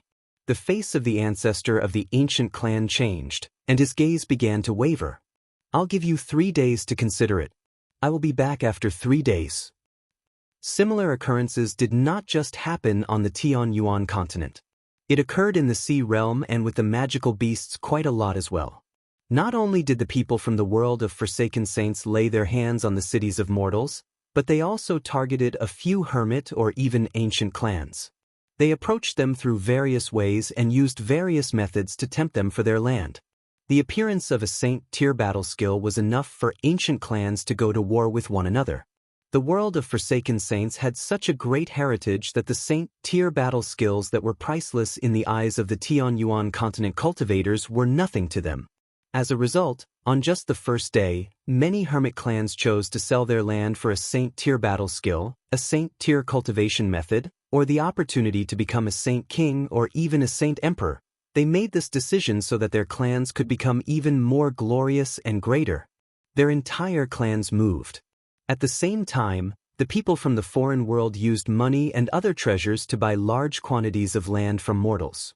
They had even offered a few benefits to the kings of kingdoms, winning over the kingdoms themselves. As a result, the territories of entire kingdoms had basically become their backyard. Of course, the foreign people did not run amok on the land that they had bought. They only wanted territory so that they could provide their weaker clansmen with a better living environment. After all, the environment in the world of Forsaken Saints was just too horrible, completely unsuitable for mortal realm cultivators to inhabit. Countless people would die from natural disasters every day, so the other world seemed like heaven. Jian Chen and Shangguan Mu'er sat on the same rock on 3 Sane Island. They were both observing everything unfolding in the world, whether it be on the Tianyuan continent, Beast God continent, Wasteland continent, or in the Sea realm. It has only been the first day, and the foreign world has already obtained so much land. If this continues, they'll probably be able to buy more than half of the Tianyuan continent. Jian Chen, have you made any countermeasures in regards to this? Shangguan Mu'er looked at Jian Chen. Jian Chen nodded, I have indeed made countermeasures. The world of Forsaken Saints will only be able to obtain a limited amount of our land through their various measures because I've already secretly ordered many of the large clans and sects in this world to reject their offers of selling over their land. Jian Chen paused before continuing, and the origin realm experts of the world of Forsaken Saints aren't stupid. They know that once they buy up more land than we can afford to sell, we'll end up rebounding with full force. They know when to stop. After all, we agreed to them buying our land not because of how powerful they are but because of their contributions to stopping the crisis of the world. They completely understand this. Chapter 1657. Tai Ta bids farewell. Not only were Jian Chen and Shangguan Mu'er observing the sainthood experts from the world of Forsaken Saints as they bought land recklessly, but the other origin realm experts in the world were also secretly watching over these experts from the foreign world as well. Their souls were expanded across the territories of the 4 races as they paid close attention to the foreign experts, preventing them from going overboard. Only Xiao Jin and Xiao Ling paid no attention to the entire matter, running around every day as they played. Even the white tiger, who had been cultivating like a madman, would expand his soul from time to time and observe everything outside. At the same time, the origin realm experts from the world of Forsaken Saints were also secretly observing the clansmen who had come to buy land. After all, every single one of them bore an extremely significant amount of wealth for purchasing land. Not only did they carry the money used in the world, but they also carried a large number of cultivation resources, cultivation methods, battle skills, and so on. The Sacred Spirit Hall had accumulated all of these treasures across the years. Even though it all amounted to only the tip of the iceberg of the Sacred Spirit Hall, it was still enough for Saint Emperors to go crazy over it. Hence, to ensure their safety and to make sure their treasures were not stolen, the origin realm experts watched over everything at all times. As long as the disparity in strength was not sufficiently wide, the origin realm experts of both worlds would be able to sense each other's souls. As they expanded their souls so often, the origin realm experts that belonged to the world of the Tianyuan continent would often come into contact with the extended souls of the origin realm experts, but nothing adverse happened. The reckless purchasing of land had caused quite a tremendous uproar in the world of the Tianyuan continent. They all offered large amounts of treasures and cultivation methods to purchase land, causing the value of Saint-tier battle skills and cultivation methods to plummet. Basically, every ancient clan and organization with Saint Kings who agreed to move received a Saint-tier battle skill or a Saint-tier cultivation method. After all, Saint-tier battle skills were precious due to their shortage. Even many ancient clans that had existed for tens of thousand years did not possess one. With the entry of the world of Forsaken Saints, the influx of Saint-tier battle skills and cultivation methods immediately caused these items to lose their former value. The foreign world's use of wealth on mortals and cultivation resources when dealing with cultivators was truly an effective method of obtaining large plots of land. The resources they consumed through this trade would be utterly insignificant to the Sacred Spirit Hall that had existed for countless years. This consumption was insignificant because not only did the world of Forsaken Saints possess more Origin Realm experts than the Tianyuan continent's world, even their sainthood experts had exceeded Jian Chen's world in number. As a result, there were basically countless saint-tier battle skills and cultivation methods. In the blink of an eye, the world of Forsaken Saints' large-scale purchasing of land had gone on for 3 whole years. Not only did the world of Forsaken Saints gain quite a large section of territory among the 4 races, the strength of Jian Chen's world had rapidly increased in those 3 years as well. The world of Forsaken Saints had brought with them many heavenly resources that had never appeared on the Tianyuan continent, as well as scrolls that contained the comprehension of the mysteries of the world, which would assist people in reaching sainthood. As a result, many Heaven Saint Masters managed to reach Saint Ruler. However, the people who reached sainthood through the use of heavenly resources would never be able to advance any further in cultivation. Only the small portion of people who broke through using the scrolls of comprehension and their own hard work could progress further. These heavenly resources were not as perfect as the violet cloud peaches and possessed backlashes. Once someone reached sainthood through the use of these heavenly resources, their foundation would be wholly destroyed, restricting them to that cultivation level for the rest of their lives. However, there were still many peak Heaven Saint Masters who chose to break through to sainthood with this destructive method, as their talent limited them to the 6th cycle of Heaven Saint Master. They would be reduced to a skeleton in 1,000 years' time at most if they did not make this choice. Forsaken Saints rapidly entered the world through the tunnel during these 3 years, to the point where their populations stretched into the hundreds of millions. These people were not powerful, mostly below Earth Saint Masters. Earth Saint Masters and Heaven Saint Masters only represented a tiny portion of them. They settled down on the land the world of Forsaken Saints owned. They cultivated there, established families and businesses there, attempting to unite with the people of this world. With their existence, the world gained a new race, the Forsaken Saints. The people from the world of Forsaken Saints always called themselves Forsaken Saints. Many of them did not know where the name came from, let alone what it truly meant.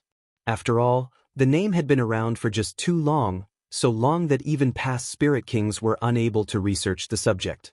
It was like a brand, burnt deeply into the depths of their minds, such that they would always remember that they were Forsaken Saints. After moving to the Tianyuan continent's world, the first friends that the Forsaken Saints made were merchants. In the eyes of the merchants, there were no eternal enemies, only eternal profit. They saw the arrival of the foreign race as a great opportunity, so many of the merchants imported the local specialties of certain regions as well as what the Forsaken Saints lacked. They benefited tremendously. Merchants became the first friends of the Forsaken Saints as well as the most welcoming group. Of course, there would be a few cultivators who were journeying through the continents who would end up in some small-scale conflicts and fights against the Forsaken Saints. However, the upper echelon of the Tianyuan continent did not interfere with these matters. After all, every single expert had grown up in a sea of blood and corpses. This would only be training for them. A small fishing boat was anchored silently several dozen kilometers away from 3 Saint Island, rising and falling with the waves. 2 young men of similar ages stood on the boat in coarse clothes. Their feet were bare and they were fishing. Beside them was a basket that contained several large fish squirming about. It would splash water on the 2 young men from time to time, soaking their clothes, but they did not seem to mind at all. They stared out at the sea as they conversed with great interest. "Father, what do you think we should eat tonight? Do you want to eat Mother's fish soup or roast fish?" "I like the taste of roast fish more," one of the young men said with a smile. He seemed content. "Your mother's fish soup isn't bad. Your second aunt's fried fish is pretty good as well, while your third aunt's roasted fish is delicious. Why don't we try them all tonight? We've caught so many fish anyway," said the other young man. To no surprise, there were 2 swords on his back, one azure and one violet. The 2 of them were Jian Qin and Shangguanao Jin. At this moment, the space next to Jian Qin rippled, and a burly man suddenly appeared by his side as if he had teleported. The burly man's skin was lustrous as if he was plated in gold. He wore an attire for battle with a cape, making him seem dignified. He naturally radiated with an aura of supremacy. The most eye-catching part was the golden imprint of an axe between his eyebrows. Tai Ta, you've come at a perfect time. Why don't you come back to Three Saint Island with me to try the fish? It must have been several decades since you've tried something like that. It'll be nostalgic, Jianchen said to the burly man who had suddenly appeared. Tai Ta looked at the fishing duo, and his gaze became mixed with feelings. There was a strong sense of a reluctance to part with them. After a moment of silence, he sat down beside Jianchen and stared off into the sea. He said, Jianchen, I've come this time to bid farewell to you. I am leaving. Jianchen's grip on his fishing rod immediately tightened when he heard that. He only responded after some silence, have you really thought it through? Once you leave, it won't be very easy for you to return. Who knows how long you'll have to wait for? Senior Adriana has already made all the preparations. She is urging me to go to the higher world. I've already thought it through. I will leave soon because I don't want to stay here either. There's no point in staying here anymore, Tai Ta said rather gloomily. Jianchen glanced at Tai Ta deeply before sighing. He knew part of Tai Ta's reason. Originally, Tai Ta had been engaged to a woman in the tiny village he had grown up in on the Tianyuan continent. However, the woman had been married off to another man in the village many years ago, and she had become a grandmother now. Tai Ta's heart had always ached because of this matter. Tai Ta had always kept this matter hidden and did not tell anyone. However, with Jianchen's tremendous strength now, his soul could easily envelop the entire world. If he was willing, he could make anything happen in the world, so what happened in Tai Ta's village obviously could not be kept a secret from him. Jianchen patted Tai Ta's shoulder. You have to protect yourself once you go to the saint's world. We might meet there before long. Jianchen did not try to persuade Tai Ta to stay. He knew that Tai Ta would depart sooner or later. Tai Ta looked at Jianchen and said, Jianchen, come to the saint's world with me. Senior Adriana has told me that I'd become the ruler in the eyes of everyone once I return to the God clan. Everyone will respect me and listen to my commands. The God clan is a glorious clan in the world of forsaken saints. They're very powerful, so if you go to the saint's world with me, you'll be able to remain in the clan to cultivate. With my status in the God clan, no one will be able to make any trouble for you. Shengguan Aojin was immediately displeased when he heard Tai Ta's words. He grumbled, Uncle Tai Ta, I won't stop you if you want to go to the saint's world, but don't entice my father, or I'll never forgive you. Tai Ta looked at Shengguan Aojin, and his gaze became gentle. He smiled without minding too much. Your father is going to leave sooner or later, and it won't just be your father, but your mother as well, because it'll be almost impossible for their strength to progress if they remain here. Chapter 1658. Doubts about Jianchen's identity? Shengguan Aojin snorted gently and turned around, no longer paying any more attention to Tai Ta. He knew that his parents would leave this world sooner or later, and that day was approaching. Tai Ta, there are still a lot of things tying me down here. I want to stay a little longer in this world so that I can spend some more time with my parents before I leave. After all, who knows how long I'll be gone for? I don't even know if I'll be able to see the two of them when I do come back, Jianchen said with a rather heavy heart because he had no idea whether he could return after going to the saint's world. He was not afraid of dying. However, he was still tied down. Even if he had to go, he could not leave in such a hurry. Okay, I'll wait for you in the saint's world. Directly go to the Godswirl Plain as soon as you get to the saint's world. I have no idea where the Godswirl Plain is. I just heard it from Senior Adriana. Senior Adriana told me that our God clan is located on the Godswirl Plain, and as long as you make it there, you can find where the God clan is by asking anyone, Tai Ta said sincerely. Alright, I'll come looking for you on the Godswirl Plain if I get the chance. Jianchen paused with that and became stern, but Tai Ta, I hope you can promise me something. Please do not tell anyone in the God clan about me. The more powerful they are and the more authority they possess, the more you cannot speak of me. Okay? Why? Tai Ta asked in confusion. Jianchen paused for a short moment before responding, Don't ask me now. Anyway, just don't mention my existence randomly in the God clan. Please do not mention the 2 swords I possess to the upper echelon of your God clan in particular, and it's best if you keep it a secret from people who aren't a part of the God clan as well. You'll learn the reason in the future. Tai Ta understood the significance of the matter when he saw Jian Chen's seriousness. He immediately nodded solemnly and guaranteed, "Okay, I agree. I won't speak of it randomly. I don't know the reason, but I believe you because you are my best brother." Jian Chen sighed gently and pulled back his rod.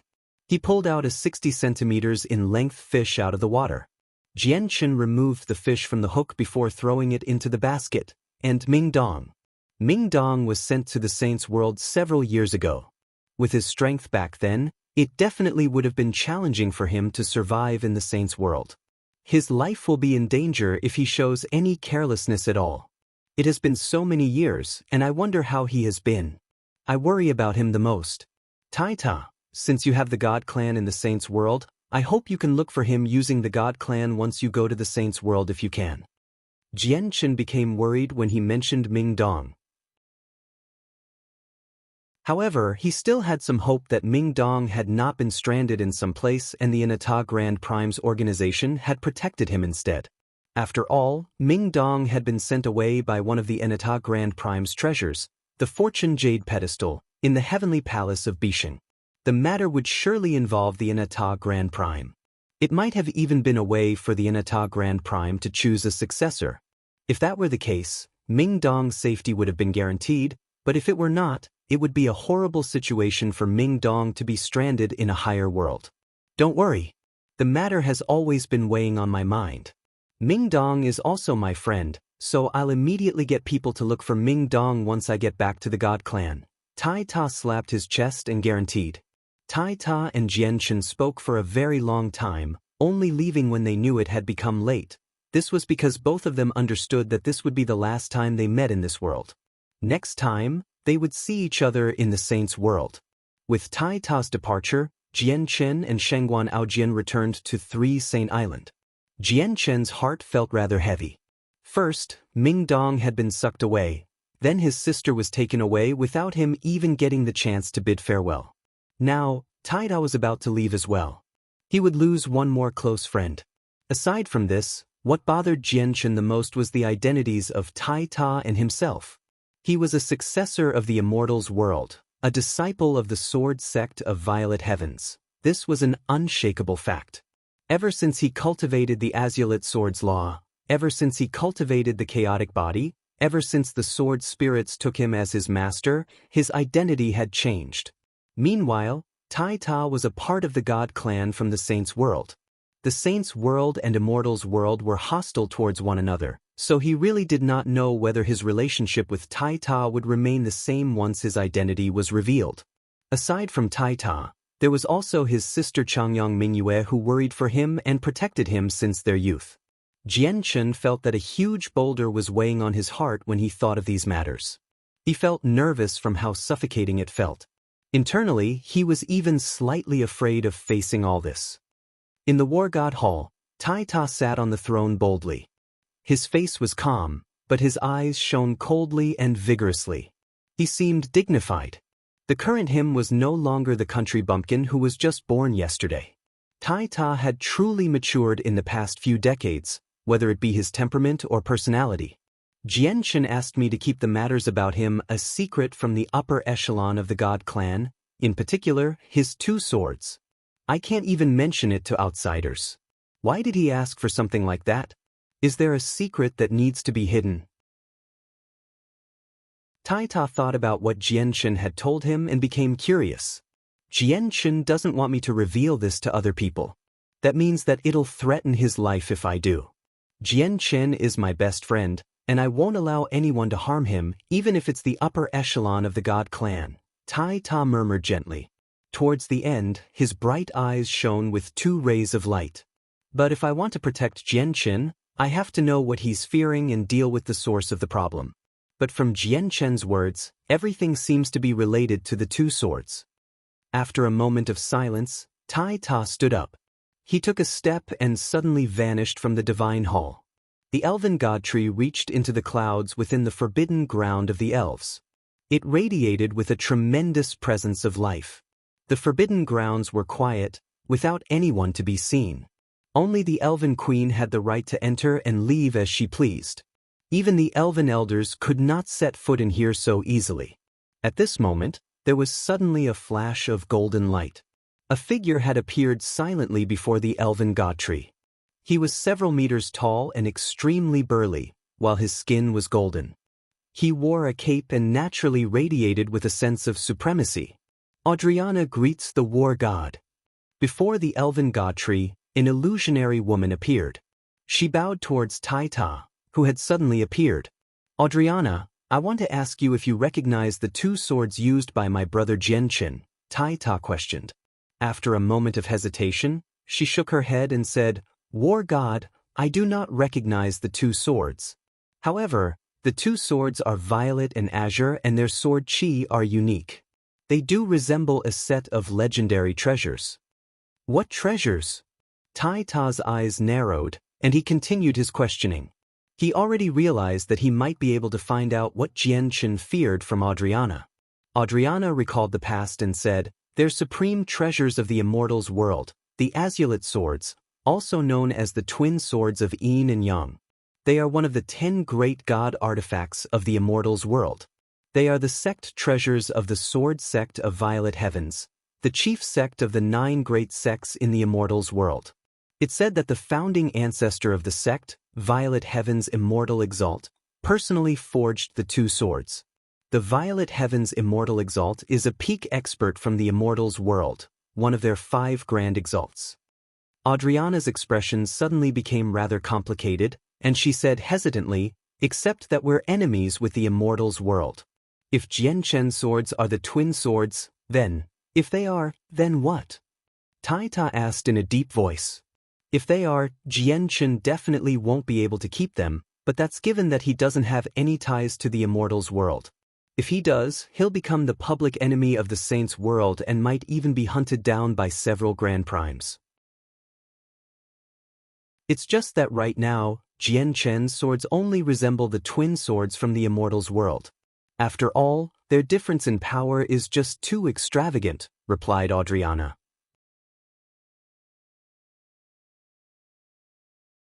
Chapter 1659. Taita's departure. Taita fell silent. He did not delve into the matter of the immortals world. Right now, all he was thinking about was Jianchen. Everything that Jianchen had said to him earlier and his stern expression clearly appeared in his head. If Taita were the same country bumpkin from several decades ago, he would have never thought so much. However, he had truly matured after he became the war god of the 100 races and reached the origin realm. After learning all this from Audriana and connecting it to what Jianchen had told him before, he was basically certain that Jianchen was related to the immortals world. He did not know whether Jianchen's swords were the azulate swords from the immortals world, but he knew there was a connection between the two. A while later, Taita suddenly stared at Audriana sternly and said with a heavy voice, Audriana, Jianchen is my best brother. It doesn't matter whether he has any connections to the immortals world, but you cannot reveal anything regarding him, especially in regards to his two swords. Even if the upper echelon of the god clan asks you, you cannot speak of it. Do you understand? Although Audriana was the greatest god king of the god clan, Taita had basically directly ordered her right now. He seemed dignified and possessed an undefiable sense of power. Yes, sir, Audriana replied politely. Not only was she completely fine with Taita's words, but she also behaved like the situation was natural. As a member of the god clan, Audriana deeply understood just how revered the war god was in the god clan. Even though the current war god was still very weak and had not fully matured, even hall elders or great elders in the god clan who basically led the entire clan would not dare to disobey the war god's will.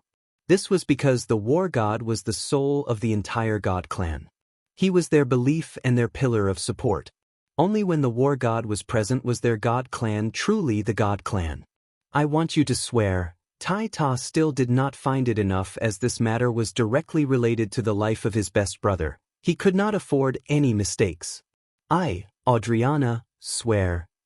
A month later, the elven god tree that had remained rooted in the forbidden grounds of the elves for millions of years vanished. Meanwhile, a vast swathe of kneeling people had already gathered. They extended from the top of the mountain to the base. From afar, it even seemed like the entire mountain had donned armor made from countless hundred races cultivators. That was not all. There were also countless cultivators of the 100 races who knelt on the land around the mountain. They reached into the hundreds of millions. It was such a grand view that it was enough to shock anyone and everyone. This was because today was the day the war god would leave this world and venture into an entirely new one. Everyone from the 100 races would gather here to send off the war god as long as they could. Across the wasteland continent, there were even more members of the 100 races who could not make it due to their strength and the distance, or there would have been even more people gathered here. The golden divine hall at the top of War God Mountain that everyone knelt towards suddenly began to shine with a dazzling golden light. The light was so bright that it outshone the sun, replacing it as the only source of light in the world. It illuminated the wasteland continent one last time. The War God Hall slowly rose up from War God Mountain, climbing higher and faster. In the end, it turned into a streak of golden light, shooting into outer space at an extraordinary speed. At the same time, a considerable swirl gradually formed in outer space, slowly transforming into the gate to the Saints' world. The War God Hall that had become a golden streak of light rapidly approached the gate. At that moment, the War God Hall gained worldwide attention. Regardless of the humans, the sea race, magical beasts, or even forsaken saints, countless cultivators all raised their heads to watch the War God Hall leave. They did not do this to see Tai Ta off, but to see the War God Hall enter the spatial tunnel. Many people revealed envious expressions because they knew that the Saints' world was a higher space. If Saint Emperors entered the Saints' world, it would become countless times easier to reach the origin realm. Hence, many Saint Emperors yearned for the Saints' world. Unfortunately, it was impossible to pass through the tunnel without the strength of the origin realm. Jian Chen sat on a rock and drank by himself gloomily on Three Saint Island. He watched the War God Hall approach the spatial tunnel and raised his glass for Tai Ta. He saw Tai Ta off from there, wishing that everything would go his friend's way in the Saints' world. War God, the Saints' world has a total of 49 Great Plains. The spatial tunnel's connection in the Saints' world is not fixed, so please leave everything to me. I'll control the direction in the spatial tunnel to prevent us from ending up on some remote plane. Adriana's voice rang out inside the War God Hall. Finally, under the gazes of countless people, the War God Hall arrived before the spatial tunnel. However, at this moment, an indescribably tremendous might erupted from the War God Hall. The pressure seemed to make it the supreme ruler of the universe, making the entire universe tremble. Even the laws of the world had almost shattered before it. At this moment, the War God Hall was surrounded in a green light that teemed with the presence of life. The moment the green light appeared, the world trembled and the celestial bodies dimmed. Countless stars darkened. The green light seemed to be enough to destroy the universe. With its appearance, the surrounding space was all reduced to darkness because the light was just too powerful. It was so great that it could destroy a massive planet in a single moment, completely exceeding what the space in this world could withstand. When a meteor 100 kilometers in diameter approached the green light, it was reduced to dust silently. The expressions of countless experts who witnessed this scene from the distant Tianyuan continent changed drastically. Their faces all became extremely pale because the very depths of their souls trembled before the pressure. The eyes of all the origin realm experts in the world narrowed. They were wholly fixated on the green light around the War God Hall as respect appeared in their gazes. Chapter 1660. Going together, there were also some origin realm experts from the world of Forsaken Saints who remained in this world.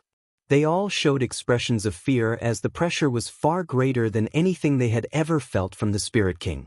God King. Jian Chen stared at the green light from Three Saint Island and murmured to himself. He had seen God Kings many times. Both Protector Shui and Adriana had come down to this world, but this was the first time he had seen the true might of a God King. They could annihilate universes with a twitch of their finger. In the depths of space, a violet sea of lighting gradually formed. Thick bolts of violet lightning crackled as they rapidly approached Adriana with an indescribable presence of the world. Now that Adriana's strength as a god king was exposed, the world no longer accepted her, so judgment descended. The judgment contained extraordinary power. Let alone the fact that Adriana was weakened and unable to use her full strength, even when she was at peak condition, she definitely would have passed away from such a trial, unless she used the treasure that the experts of the God clan had bequeathed to her for the exact purpose of protecting her from the judgment of the world.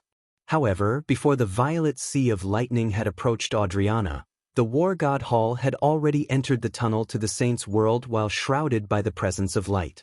It vanished from the world, and with its disappearance, Adriana's presence vanished as well. No longer able to sense Adriana's presence, the sea of violet lightning gradually dispersed in the end. Very soon, the universe returned to its previous peaceful state. Jianchen sat on 3 Saint Islands silently as he drank by himself. He gazed at the calm space in a daze. He knew that Taita had left.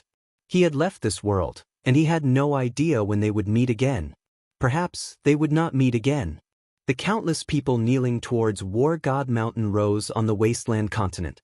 All of them were filled with a heavy reluctance to part with the war god.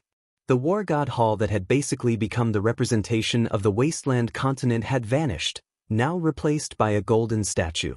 The statue stood 300 meters tall and seemed lifelike as if it was Taita himself. A mysterious power circulated within it. It stood there silently with an indomitable spirit, radiating with power. It shone with golden light, which illuminated the surroundings. This was a statue that Taita had left behind. The statue contained his power. It became the new symbol of the 100 races and was also a powerful defense, used to protect the 100 races. The uproar caused by Taita's departure settled very soon. His departure made all his good friends feel depressed, while the people who had no ties to him did not care at all. At most, they would just think back to when Taita led the 100 races against the world of Forsaken Saints and the crisis of the world and sigh as a result. Meanwhile, all the Forsaken Saints living in the other world basically felt relieved and joyful for Taita's departure, without any exception whatsoever.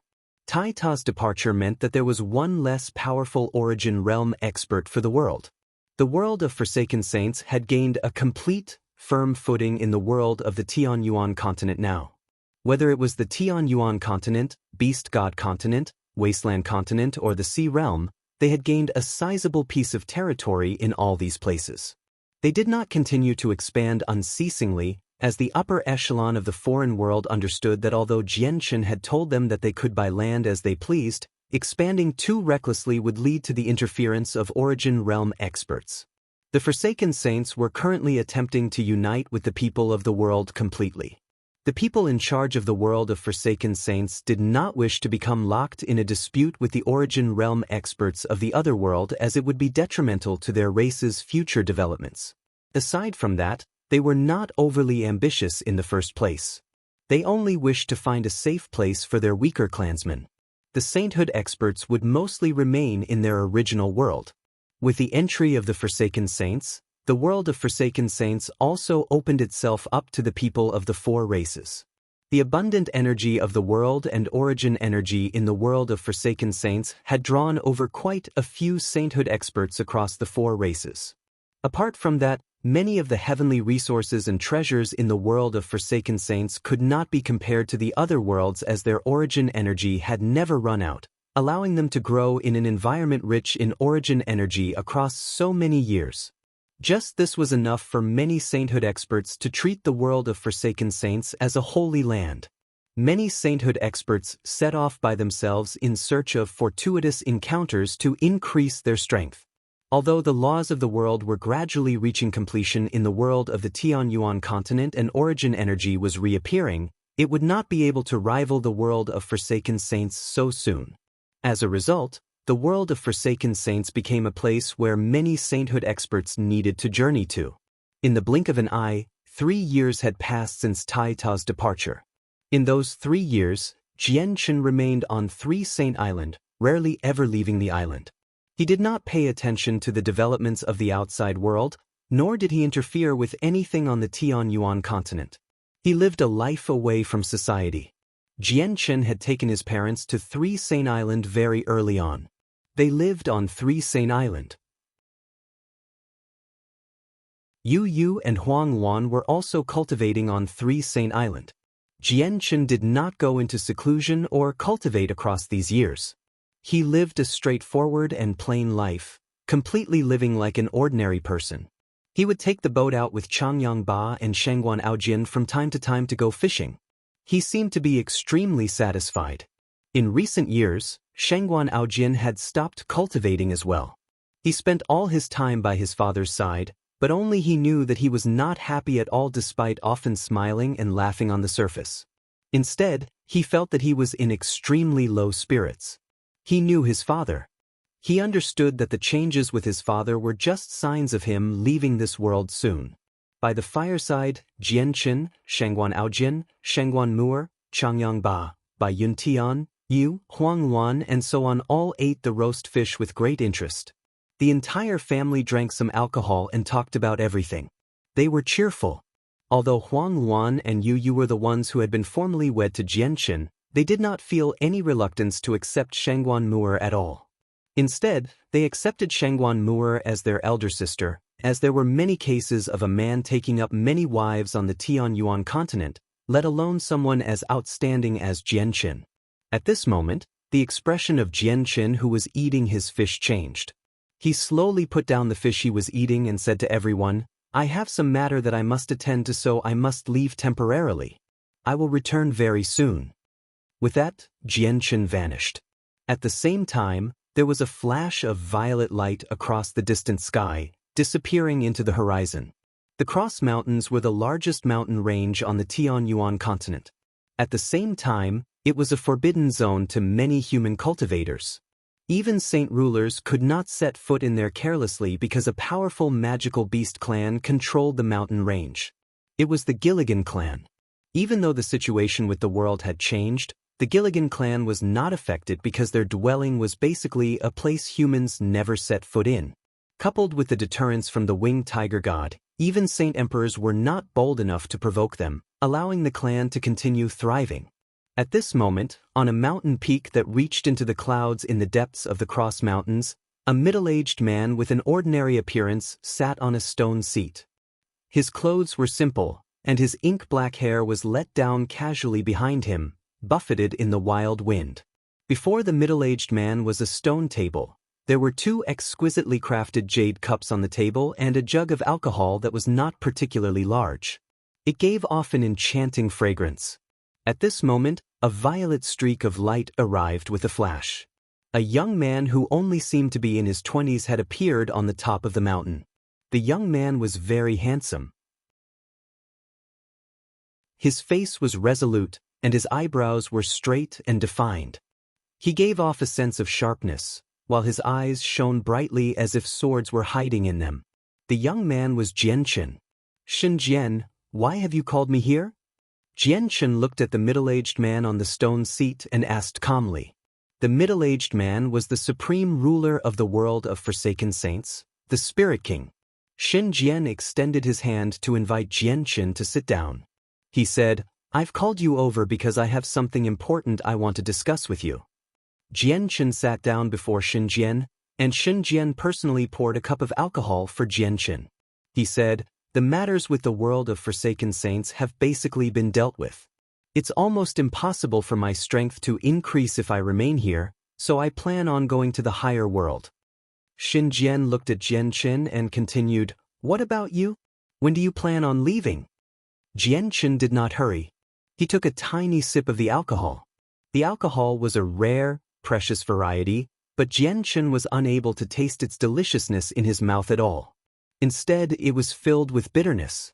"I'm not like you, lonely and basically having no ties apart from the clansmen of the world of Forsaken Saints.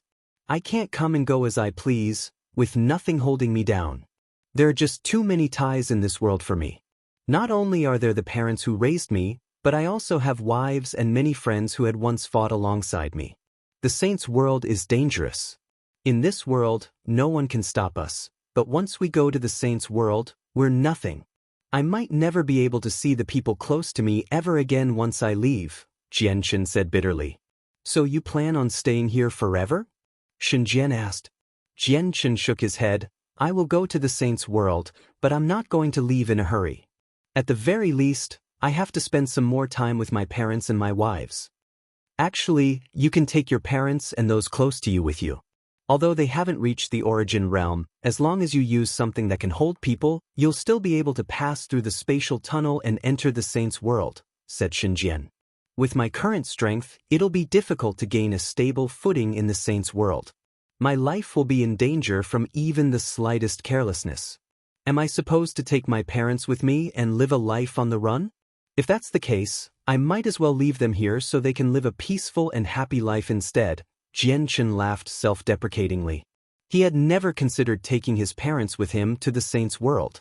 At the very least, he needed the power to be able to gain a stable footing in the higher world and ensure that he could protect his parents before even considering the thought. When do you plan on leaving? Jianchen continued. There was a sliver of mixed feelings in his gaze for Shenjian. After all, the two of them were people from the same world in the past, and they were now stranded in a foreign place. Although they had been opponents for a period of time, Jianchen still felt familiar with Shenjian.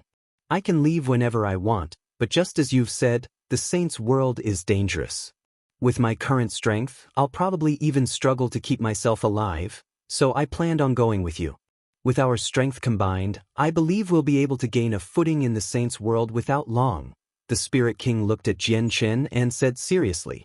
After a slight moment of thought, Jianchen agreed with pleasure. He said, "All right, we can go together, but you need to give me some time." "All right."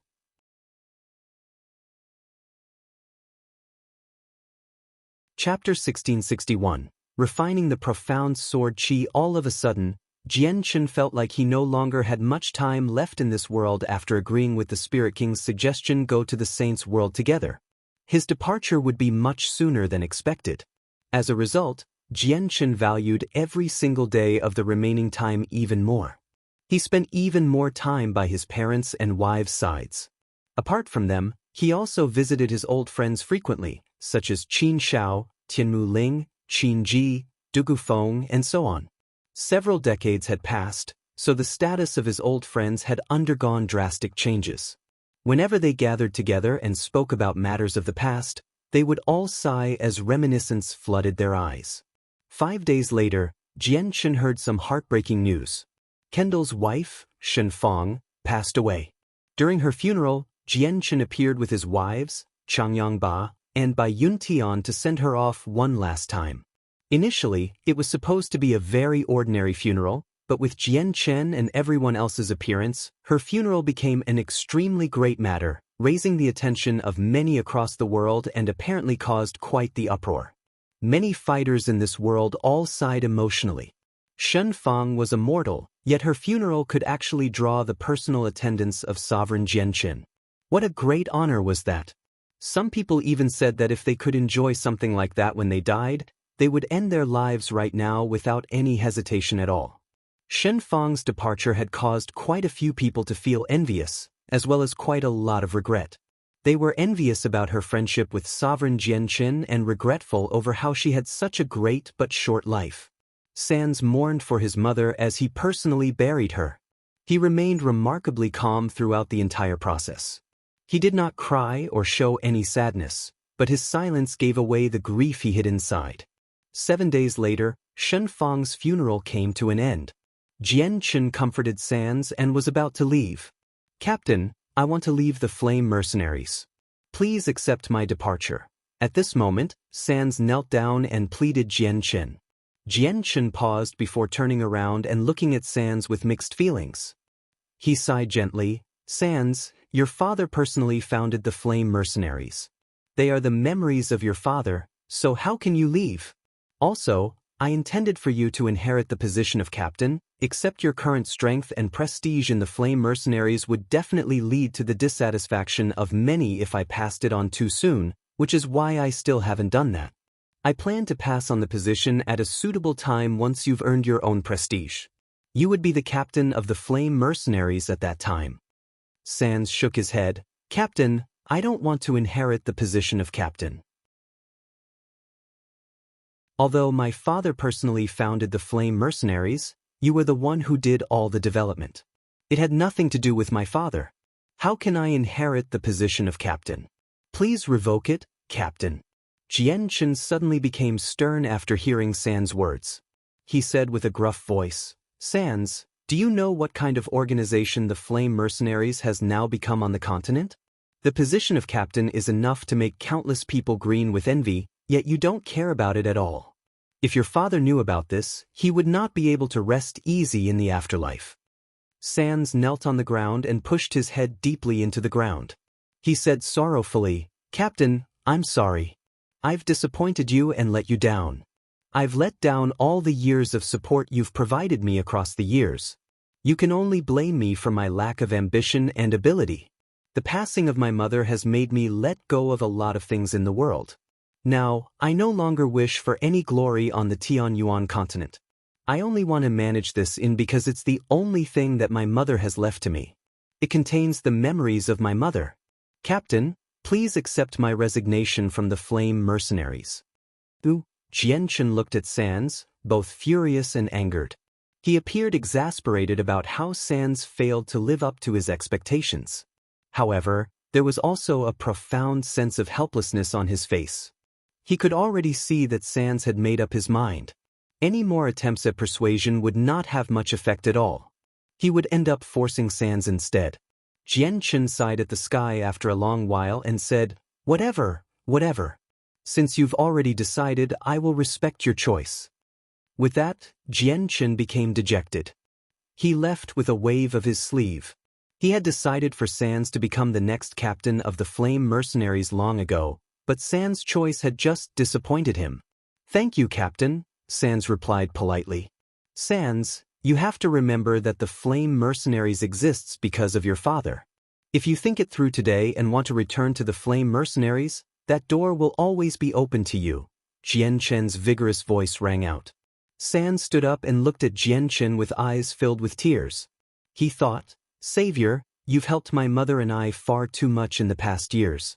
I'll never be able to repay your kindness, so how can I replace Bai Lian as the captain?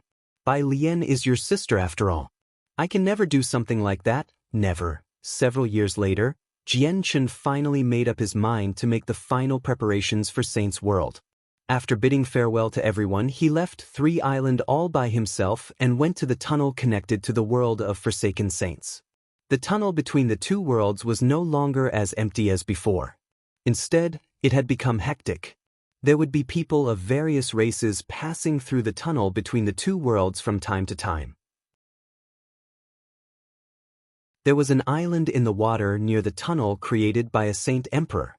Various merchants had set up stands there, holding huge auctions to auction off treasures obtained from the world of Forsaken Saints. It had already developed into quite a large city.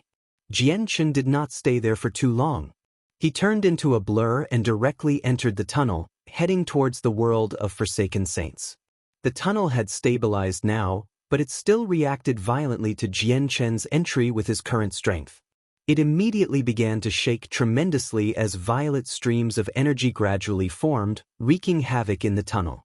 Even Saint Emperors had to handle the streams of energy carefully. There were still quite a lot of people in the tunnel right now, so the tremors and streams of energy immediately made a few people pale. They all cried out and charged towards the exit as quickly as they could. Jianchen concealed his presence and carefully moved through the tunnel. He knew that he was too powerful, basically having reached the limits that the tunnel could withstand. If he did not conceal his presence, he would end up making the entire tunnel collapse. At the same time, he flicked a finger and shot out strands of sword chi, dispersing the energy in the distance to protect the cultivators who fled from harm. The sword chi had only reached peak Saint Emperor in strength at most, so he did not have to worry about it damaging the tunnel. When Jianchen emerged from the tunnel, he saw a familiar, blood-red world. In the blood-red world was a red sun and moon, as if they had been painted by blood. It caused the entire world to be filled with a malevolence feeling. This was the second time Jianchen had come to the world of Forsaken Saints. He was accompanied by Shangguan Moor during the first time and was hostile towards the world back then. He had come for battle, which resulted in a great battle between him and the Spirit King. This was the second time, and this time, the world of Forsaken Saints had gone from enemies to friends with the Tianyuan continent's world. Even though there would be conflicts between the people of the two worlds from time to time, it was mostly due to interests and did not take a toll on their overall relationship. There were quite a few people gathered on the top of the world mountains. They all stood afar from the tunnel and discussed the changes to the tunnel with lingering fear. Many of them behaved like they had just survived a great disaster. None of them discovered that a young man had walked out of the destabilized tunnel composedly soon after they exited. He was now hidden among the crowd. The young man had erased his presence, preventing anyone from sensing his existence. Even when people glanced past him from time to time, they would not take note of him, missing him extremely easily. There was a teleportation formation set up on the top of the world mountains, 2 kilometers away from the tunnel. As the world mountains were just too dangerous, even receival experts needed to be careful when climbing the mountains as they could die from any carelessness.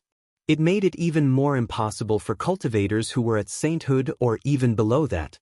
As a result, the teleportation formation especially existed to send people out of the mountains. Not only did a few sainthood experts use the teleportation to ascend and descend the mountains, but the protectors and elders also used it most of the time as well after its creation. They basically did not use their strength to climb the mountains anymore. Jian Chen stood in the crowd. As his gaze landed on the teleportation formation, a gleam of light immediately flashed through his eyes. But he did not become too interested in the teleportation formation. With a single moment he seemed to have become an arrow, charging beyond the top of the world mountains with a flash.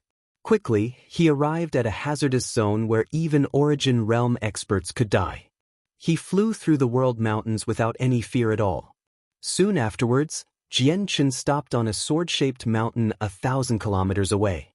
Around him, the strong winds whistled loudly, forming invisible wind blades that swept past Jian Chen mercilessly. The wind was so powerful that even Jian Chen had not seen something like this before. Even Saint Emperors would struggle to endure it and would be torn to shreds without much time. Thunder boomed above his head as lightning constantly fell. Bolts of thick lightning would rip through the blood-red sky with deafening sounds frequently. The lightning was even more powerful than the wind. Even receival experts would become injured if they were careless. They could even die. The laws here are the most powerful. I'll refine the profound sword chi here. Jian Chen ignored the strong winds and sea of lightning, just sitting down like that. He began to cultivate. The strong winds ripped through his clothes but failed to harm his body at all. The lightning in the sky would fall from time to time, striking Jian Chen's head accurately, but not a single hair of his would be blown away.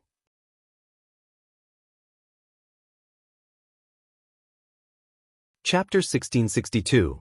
The Sword Chi's appearance throws world in shock. 1. The profound sword chi was a technique that the sword spirits had passed on to Jian Chen. It was the greatest sword technique he knew so far, as well as his greatest trump card. This was because the old master of the sword spirits had poured his heart out and devoted a tremendous amount of time to create this powerful sword technique. It had reached the peak of God tier, and its name had rung through the entire Immortals world in the past as well. It was known as one of the greatest God-tier battle skills in the Immortals world.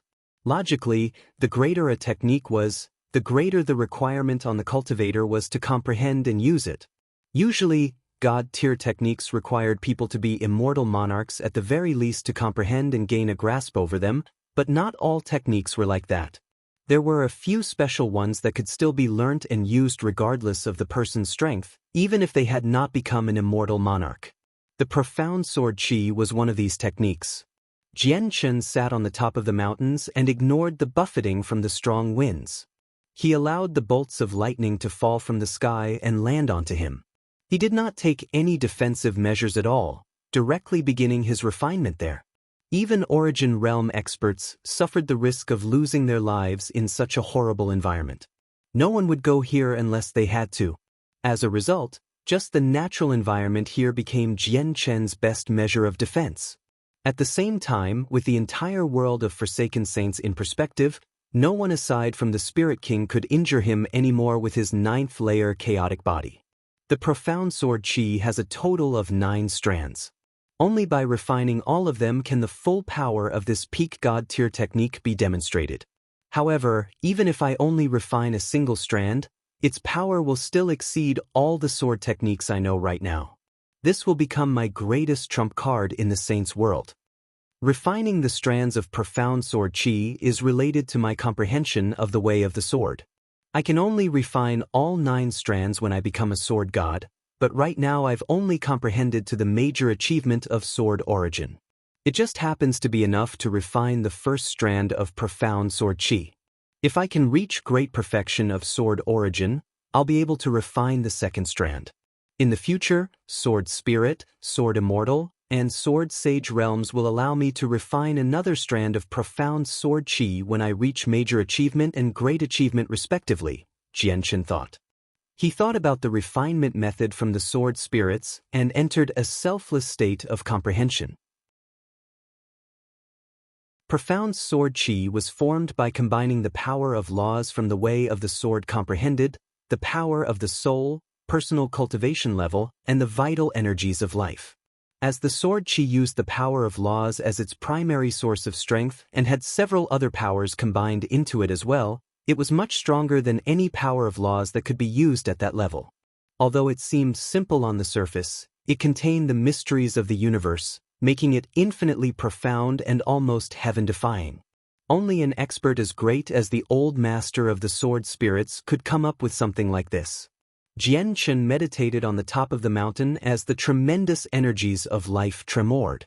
He had mobilized all the vital energies within him so that they entered the most lively state, preparing to refine the profound sword Qi. At the same time, he had entered his realm of the way of the sword, having his entire consciousness submerged in his major achievement of sword origin. He began to control the power of laws from his way of the sword, fusing it with a part of his soul's power, his vital energies, and a strand of his cultivation's power. This was the first step to refining the profound sword Qi, known as the fusion of heaven and origin. The heaven referred to the power of laws in the way of the sword, as the power came from the world and was one of the 3,000 great ways, so it was called heaven. The origin was not referring to the origin in the origin realm, but the 3 powers present in a cultivator, their cultivation, their vital energies, and their soul. The fusion of the 3 powers was called origin, the origin, in refining the profound sword Qi and not the moniker used in the Saints world to refer to a cultivation level. As Jianshan undertook the first step in the process of refining the profound sword Qi, his body showed signs of withering. This was caused by his vital energies being drained away. During the first step, the power of his soul, cultivation, and life would be constantly drained away, ground away by the power of laws. After all, the power of laws were just too great. Even with Jianshan's comprehension of the way of the sword remaining at the major achievement of sword origin, the power of laws from that level was still much stronger than the power of his soul, cultivation, and life combined. As Jianshan meditated, his body gradually withered and his face became haggard as well. The constant consumption during the fusion process of his vital energies, power of the soul, and power of laws caused this scene. At the same time, his chaotic force was being consumed as well. Chaotic force was his power of cultivation, so his chaotic Niden visibly shrank. Although I can use the power of the way of the sword, every time I've used it is just stacking it on top of chaotic force at most, not truly fusing them. Fusing the 4 powers will be extremely difficult, so this first step will be the hardest. I'll need to reach a juncture where I find the balance between the 4 powers if I want to succeed. Then I need to fuse them all in one stroke and complete the first step, Jianshan thought. He already knew how difficult it would be to refine profound sword Qi. If he failed to complete the first step before his vital energies, power of cultivation, and power of soul ran out, his attempt this time would end in failure. Fortunately, he could recover everything he consumed in the process, so even if he did fail, his life would not be in danger. He could recover and continue trying. Jian Chen spent a total of 10 years on the first step but still failed to succeed. By now, Jian Chen had been reduced to a bag of bones, while his face was waxen. He seemed ancient. His head full of hair had withered as if all the signs of life had been drained from it. I can't last much longer. It's just too difficult to combine the power of my cultivation, soul, life, and way of the sword. It looks like I can only end my first attempt in failure, Jian Chen thought. However, he did not become dejected because the profound sword chi was a peak god-tier technique. Refining it would obviously be difficult. However, just when Jian Chen wanted to give up, a gleam of light suddenly flashed through his eyes. He could clearly feel that although the power of laws continued to eat away the other three powers when they came into contact with each other, a tiny sliver of power had entered the power of laws. A juncture. This is the juncture of success. Jian Chen's attention gathered, and without any hesitation he immediately poured the vital energies, power of cultivation, and power of soul into the power of laws despite the former three almost running dry. He wanted to complete the most crucial step in a single stroke. Finally, just when Jian Chen's vital energies and power of the soul were about to run dry, he smiled victoriously.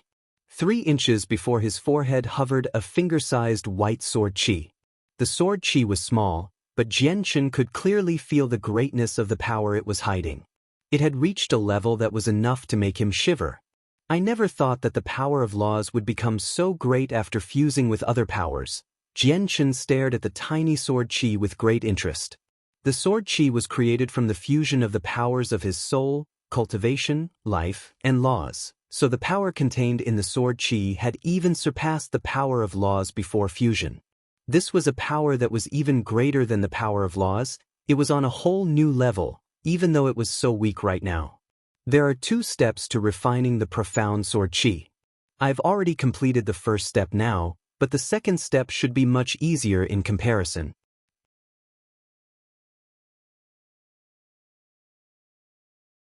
Chapter 1663. The sword chi's appearance throws world in shock. 2. The second step to refining the profound sword chi is to fuse it with the soul.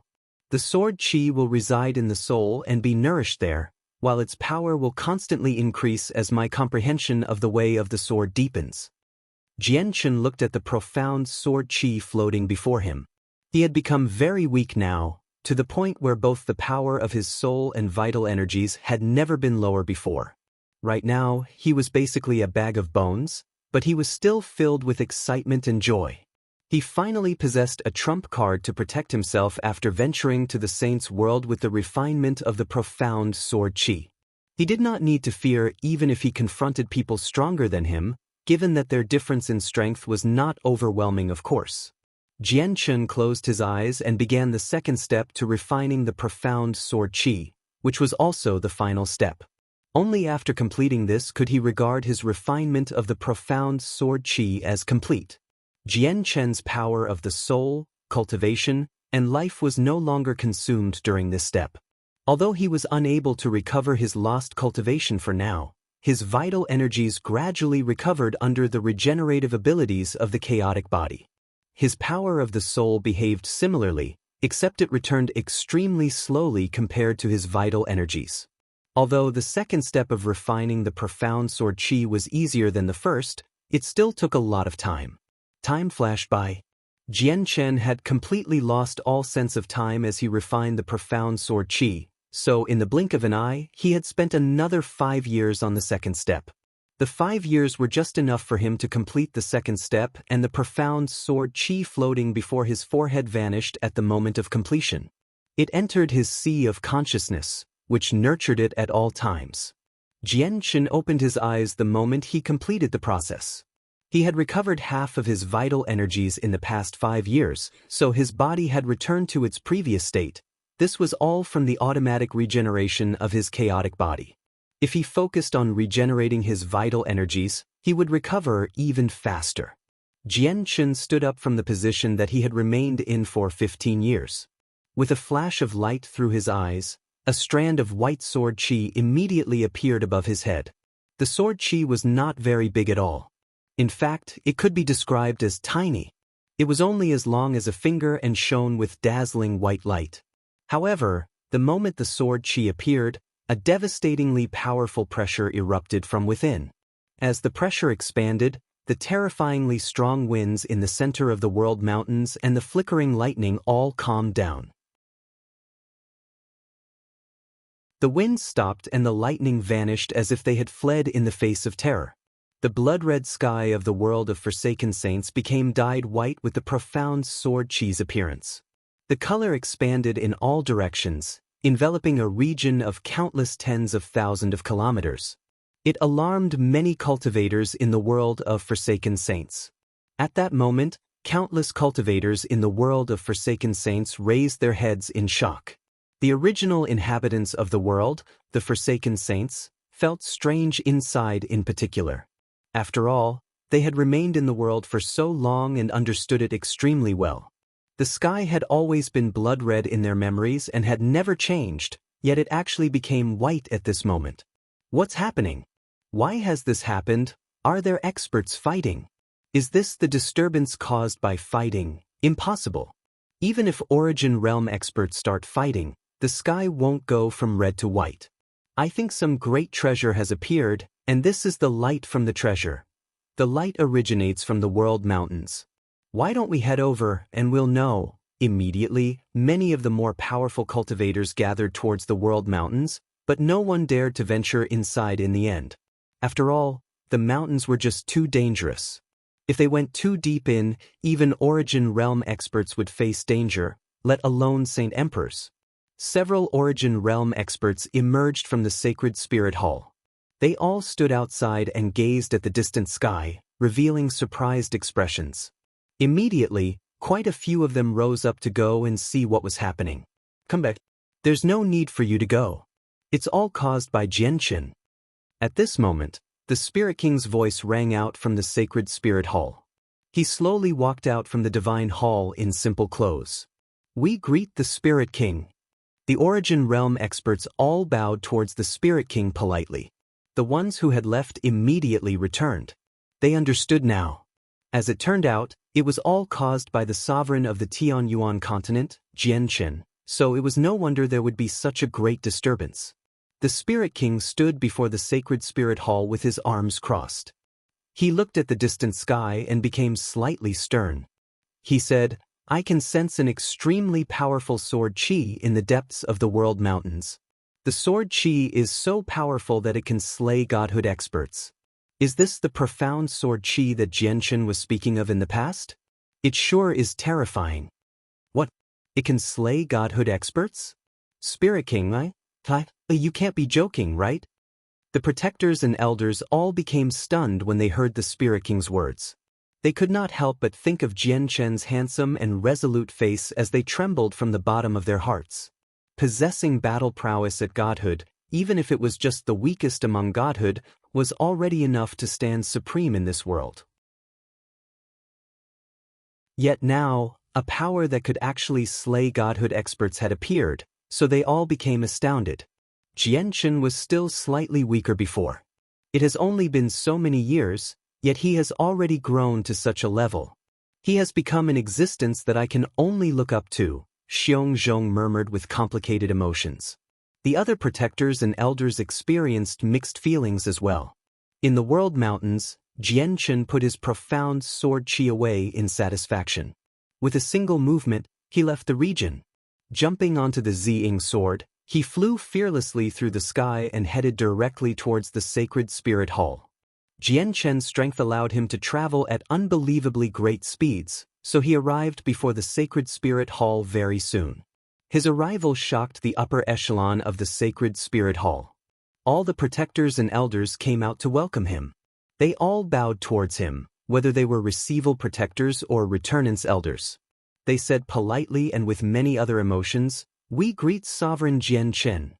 They would have never been so polite to Jianqin in the past, but now that they had learnt that Jianqin possessed the power to kill godhood experts, they became extremely fearful of him. The Spirit King invited Jianqin into the Sacred Spirit Hall and asked him, "Have you made all your preparations since you're visiting me now?"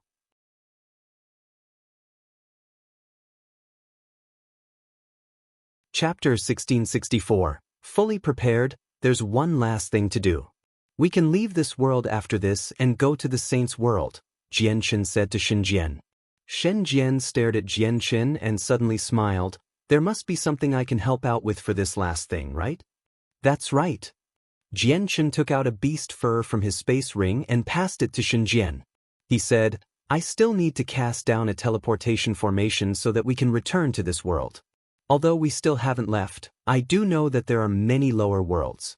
Without a teleportation formation to pinpoint the location, it'll be extremely difficult to return to here. The materials I lack are written on the beast fur. I hope you can help me with collecting them. A teleportation formation. Shenjian frowned. If I recall correctly, casting down a teleportation formation is not an easy matter at all. It requires an extremely great mastery over the way of formations. Even though there have been a few teleportation formations in our world, they've come from countless years ago, and they don't possess the power to cross worlds. It'll be quite difficult for you to cast down a teleportation formation from the saint's world to here. I don't need a complete formation. I just need an anchor so that I can pinpoint this world's location. Although it's a little complicated, I don't think it'll take too long for me to cast one down, said Jianchen. All right, I'll help you collect these materials.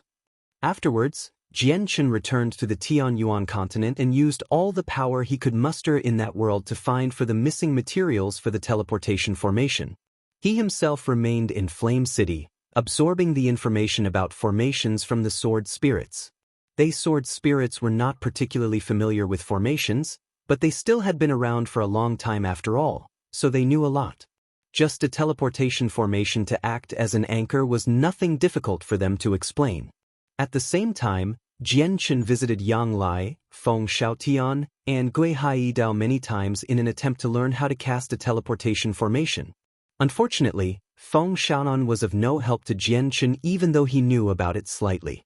In the end, Jianchen visited Fairy Haoyu. After all, she was also a person from the saint's world and obviously possessed broad insight.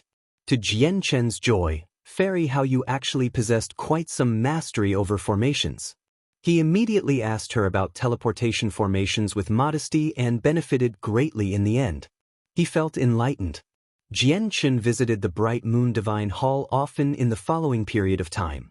He asked her about any problems and confusions he encountered about the teleportation formation. Only half a year later, when all the materials he needed were sent to him, did he enter seclusion once again. He devoted himself to studying the teleportation formation and even used up some of his few remaining comprehension tea leaves. Jianchen had rarely ever come across teleportation formations, so casting them made it even more difficult. Even with the sword spirit's assistance and the knowledge he gained from Fairy Haoyu, he was still very far away from truly being able to cast down one. 1 year, 2 years, 3 years. Time passed slowly, while Jianchen had also failed countless times at creating a teleportation formation. The materials he had on him rapidly depleted. Fortunately, the materials were not the greatest kind, so they could be found in both the Tianyuan continent and the world of Forsaken Saints. Jianchen did not need to worry about insufficient materials given how there were countless people across the two worlds collecting materials for him.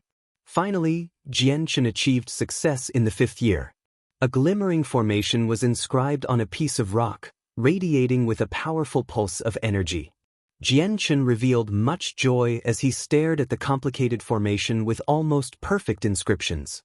Even though the formation did not possess the ability to teleport people away, which made it only half complete, it was more than enough to act as an anchor for the Tianyuan continent. He no longer needed to fear being unable to find the Tianyuan continent in the saint's world with this formation. Afterwards, Jianchen removed a fist-sized sphere of stone from the teleportation formation and carefully placed it into a wooden box, putting it away.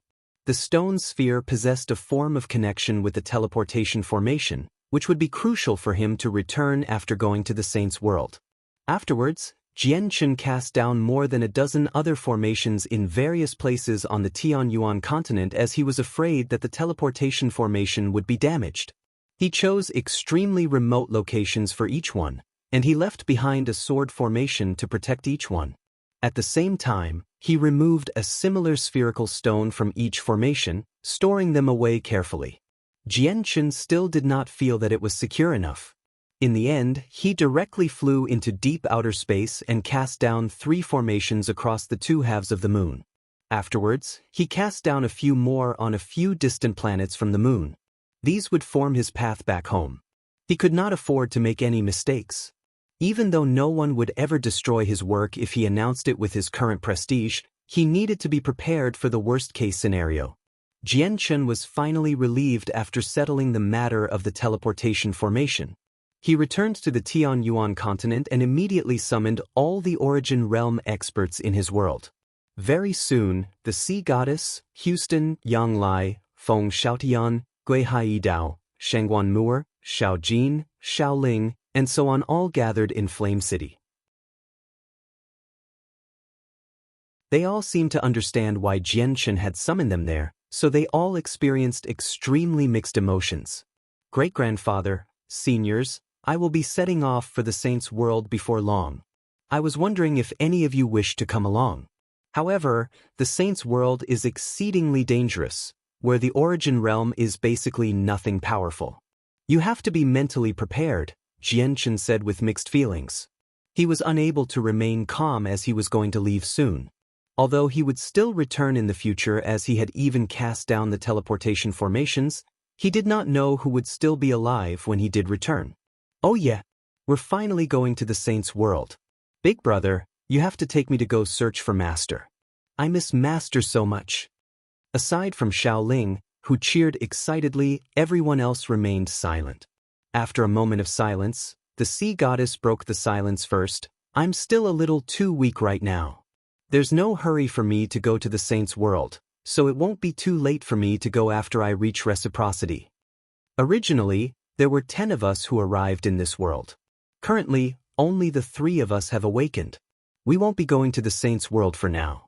We plan on staying here for another 10,000 years. If they still don't awaken in those 10,000 years, we can only choose to leave, said Feng Xiaotian. He also spoke about the intentions of Gui Hai Dao and Yang Lai. Jianchen, I'll go to the Saints' World with you. I have the Empyrean Demon Orb, so I shouldn't become a burden to you, Houston smiled, deciding to go with Jianchen. After the discussions, only the White Tiger, Xiao Jin, Xiao Ling, Houston, and Shangguan Mu'er planned on going to the Saints' World with Jianchen. Yang Lai, Feng Xiaotian, Gui Hai Dao, and the Sea Goddess all chose to stay behind. Jianchen, you have to take me with you. You can't forget about me, the great newbies. At this moment, newbies barged in loudly despite having been missing for quite a while. He had directly yelled out, showing no respect towards Jianchen.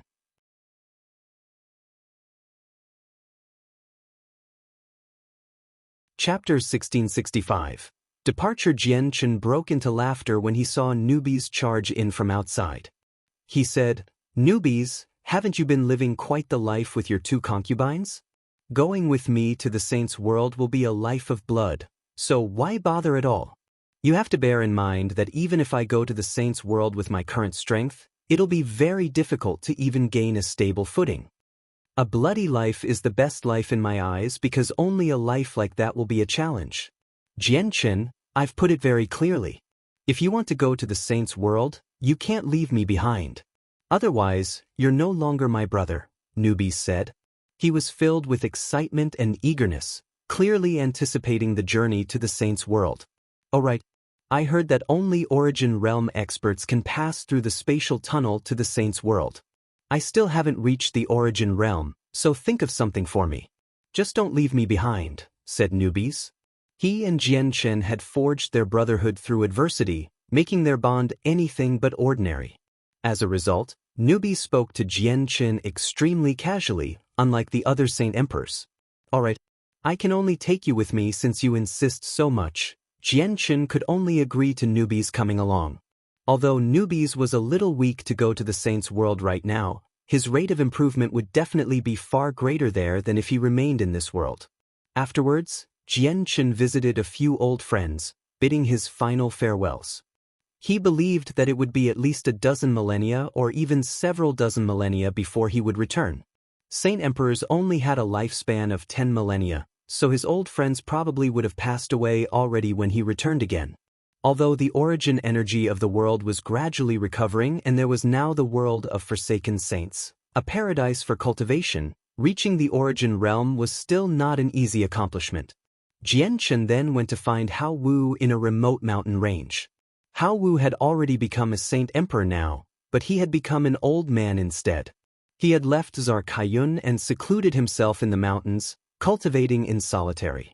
Jianchen's emotions became extremely mixed when he saw the wrinkly, gray-haired old man because this was his father-in-law. After explaining that he was about to leave this world, Hao Wu fell silent. He only responded with a soft sigh after quite a while. Jianchen, I hope you can look after Mu'er well in the saints' world. I will. Jianchen swore an oath to himself and Hao Wu. Jianchen left after his conversation with Hao Wu. Soon, he arrived 1,000 kilometers away from where Hao Wu cultivated. There was a mountain that directly plunged into the clouds there, and there was also a small wooden hut on it. A beauty in a violet dress sat before the wooden hut, gazing into the distance in a daze. Her face was filled with uncontainable sorrow and memories. She was the ancestor of the Tsar family from the city of God, Zarkin. She had left the clan many years ago, no longer interfering with any matters in the clan. She had always remained on the mountain, living a life of seclusion. Aside from cultivation, she liked to do this the most, gazing into the distance in a trance. The direction she gazed in was where Hao Wu had settled down. 1,000 kilometers was originally nothing more than a step for Zarkin, a saint emperor, but it felt like the ends of the earth in her heart. Jianchen hovered in the air and gazed at Zarkin. His feelings were mixed, and he left after heaving a soft sigh.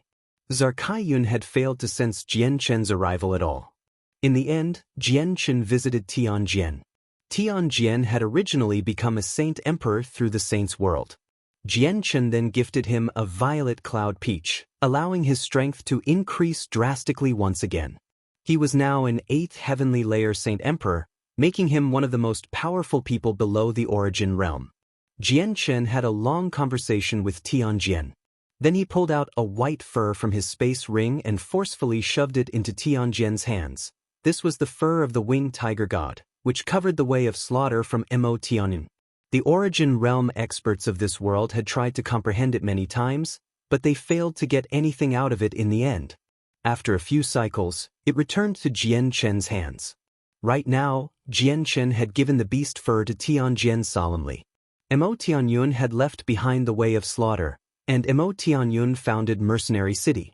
As the great elder of Mercenary City, it was only right for Tianjian to inherit the beast fur. Whether he could actually comprehend the way of slaughter would be a whole different matter. Jianchen had considered giving the beast fur to Shangguan Aojin, but he possessed the innate chaotic body. He had his own path to take, so giving the beast fur to Tianjian would be a better choice. After bidding farewell to Tianjian, Jianchen visited the supreme divine hall left behind by Mo Tianyun. He took away Kaya, who remained unconscious in the crystal coffin with him, as well as the 7-colored heaven-devouring beast who had always been watching over her silently. Jianchen was currently helpless about Kaya's situation. As a result, he planned on taking her to the saints' world with him. He hoped to find a way to awaken her there. Afterwards, Jianchen went to the world of forsaken saints again. He found the 4 brothers who were cultivating there and asked them if they wanted to go to the saints' world with him. Jianchen, we don't want to go to the saints' world yet.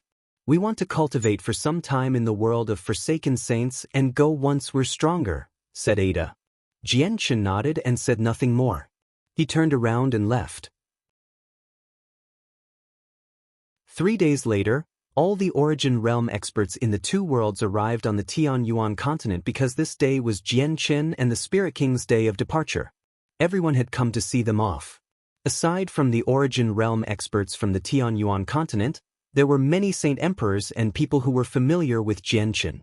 This included Tianjian and the few remaining elders of Mercenary City, Tianmu Ling from the Tianmu clan, as well as the 2 elders of Tianmu Ling who were frequently by her side, Huang Tianba of the Huang family, Qin Shao of the Tianqin clan, Qin Ji of the Qin Huang Kingdom and their imperial protectors, Quan Yu Kai and Kara Li Wei of the Radiant Saint Master Union, the Turtle Clan experts, Hall Master of the Sea Goddess Hall, Xie Wang, and so on.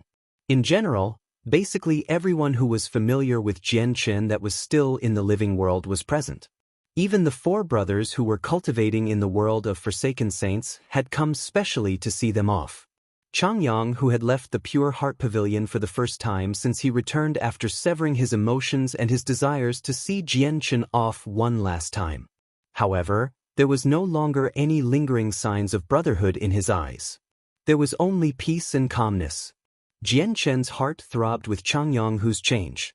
His eldest brother was no longer the eldest brother of the past. Xiang'e, you have to return alive. You cannot forget that your father and I are still waiting for you here, Bai Yuntian and Changyang Ba said to Jian Chen tearfully, unwilling to part with him. The two of them understood that his departure this time would be permanent for them.